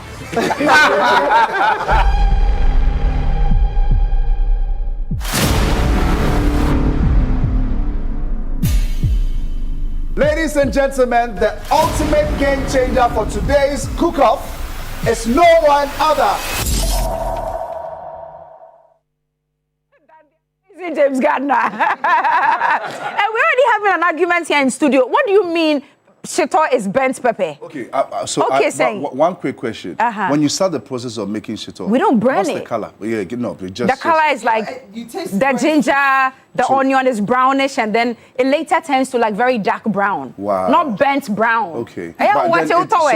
So you're saying there's no shito that's black? No, so why do you call it black pepper? No. Who calls it black pepper? It's from where it started. We'll continue this. I'll come next week. I'll come next week for us to delve more into this. And that's where I come to you, the judges. So what do you look out for when you're judging? Are you talking preparation, tidiness, plating, dishing, and garnishing and all Everything of that? comes to play. Okay. I mean, as you're cooking, are you keeping your your workstation clean? Okay. And then once you're done, the taste is very important. That's like burnt shit presentation. Okay. You're not supposed to. But presentation is key, obviously, and then the taste. Okay. You know. Mr. What do you look out for mainly? Did you know anything about cooking even before you became a judge? He cooks egg. I know how to eat. Okay, so when you taste good food, you know it's good food. Yeah, so for me, it's either it's good or bad. Like the Okay. details, I'm not really good at, but I can tell if it's very So whether it's garnished or not, you really don't care. It's how it tastes in your mouth, That right? was the first thing for me, and then the Okay. cleanliness, and then just the presentation. Because some people presented it so well that you're excited about it. You taste it, and then your score starts going down. So, too bad. Yeah. Okay, I see. So you guys, thank you very much for doing this for the motherland. Thank you for doing this for Ghana. It's on for the entire season, 13 weeks. Is that what we're going to have? 18. Yeah, we've got So that's the 17 first more. season. Yes. Okay, so more seasons will come afterwards. Amen. Shayi, I can imagine the headache it's been for you putting this together with the entire team. Your list of thank yous this morning, if you have any. My list, oh wow. First of all, to these guys. And Majid, Majid had to catch a flight, but he's the fourth judge. Right. So thank you to, the team. Okay. Without them, this would have been possible. The game changers, filming, because when you watch the show, apart from even them coming into the studio to cook, we filmed a day in their lives. profiles and their intros. We finished some filmings at 3 a.m. Because when we are filming a day in your life, we start from when you woke up. You said your prayers. You took the kids to school. We literally were filming every single thing. And for some, 3 a.m., we were wrapping up. So those guys, for every episode you see, if you can't, just go on our social media, at Cooking with Game Changers GH. Say thank you for telling us your story. Because something in them had to have wanted to help and inspire someone else with their story, So to go through all of that for something... And these are busy businessmen and women. Yeah, very busy people. Wow. We weren't just picking, chefs that were trying to... These are leaders of industries, and they did that. So I'm grateful to them. I'm grateful to the director of Cooking with Game Changers. I'm grateful to the crew and to my husband. He's been my solid support, Who's sponsoring all of this, though? I mean, we've got sponsors. Well, let's say we've got media partners. When you watch the show, you see them. Okay. Yeah, all you right. see them. Jocelyn and Kobe, you are the judges. What do you have to say before we go? Who are you grateful for? And to?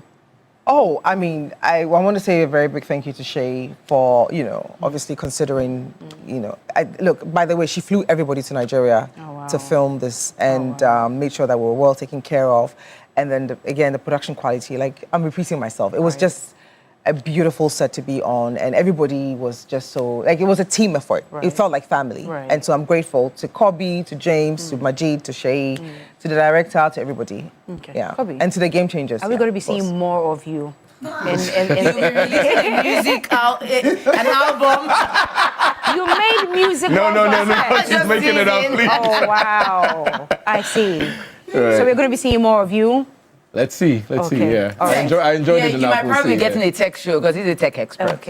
Okay, we'll see. James, you are the host. Tell us what to expect. So, I mean, I feel like people know me more as an actor than, as a host. As a presenter. That just, comes along the way. But isn't it all in one? Can somebody be an actor and not be a presenter? I think it's possible. Yeah, it's true. It's very possible. I think maybe like when you have your face out there, sometimes to sell the show, they will leverage on that a little bit. So you just have to make sure you master the craft, one way or the other. And I appreciate the fact that she reached out, because hosting, I wouldn't say is my stronghold, but I mean I can do it. You're challenging yourself. So I decided to challenge myself, because when she called about a cooking show, I'm like, I don't know, this is so new to me.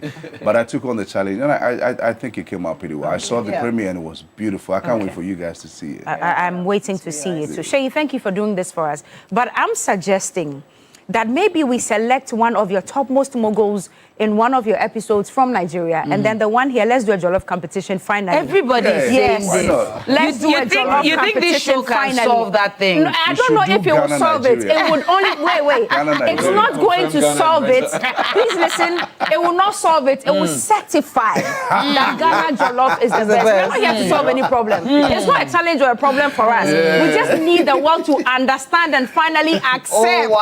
That Ghana jollof is the best. Your proposal will be considered. Make sure I'm part of that production. I want to see what happens. But yes, I hear you. Ladies and gentlemen, thank you so much for coming this morning. So Sundays 5 p.m. right here on TV3. Sundays 6 p.m. Oh, I beg your pardon. So 6 p.m. Sundays, and Onia, what time? 5:30. Okay, all on Sundays. Yeah. The Sunday is a busy day for you guys. Yes, and please take the opportunity to learn how to cook. Shito is not bent stepping. I'll come back next week. We'll discuss this further. Sheyi Banigbe, is that correct? Can I just really commend James's sense of humor?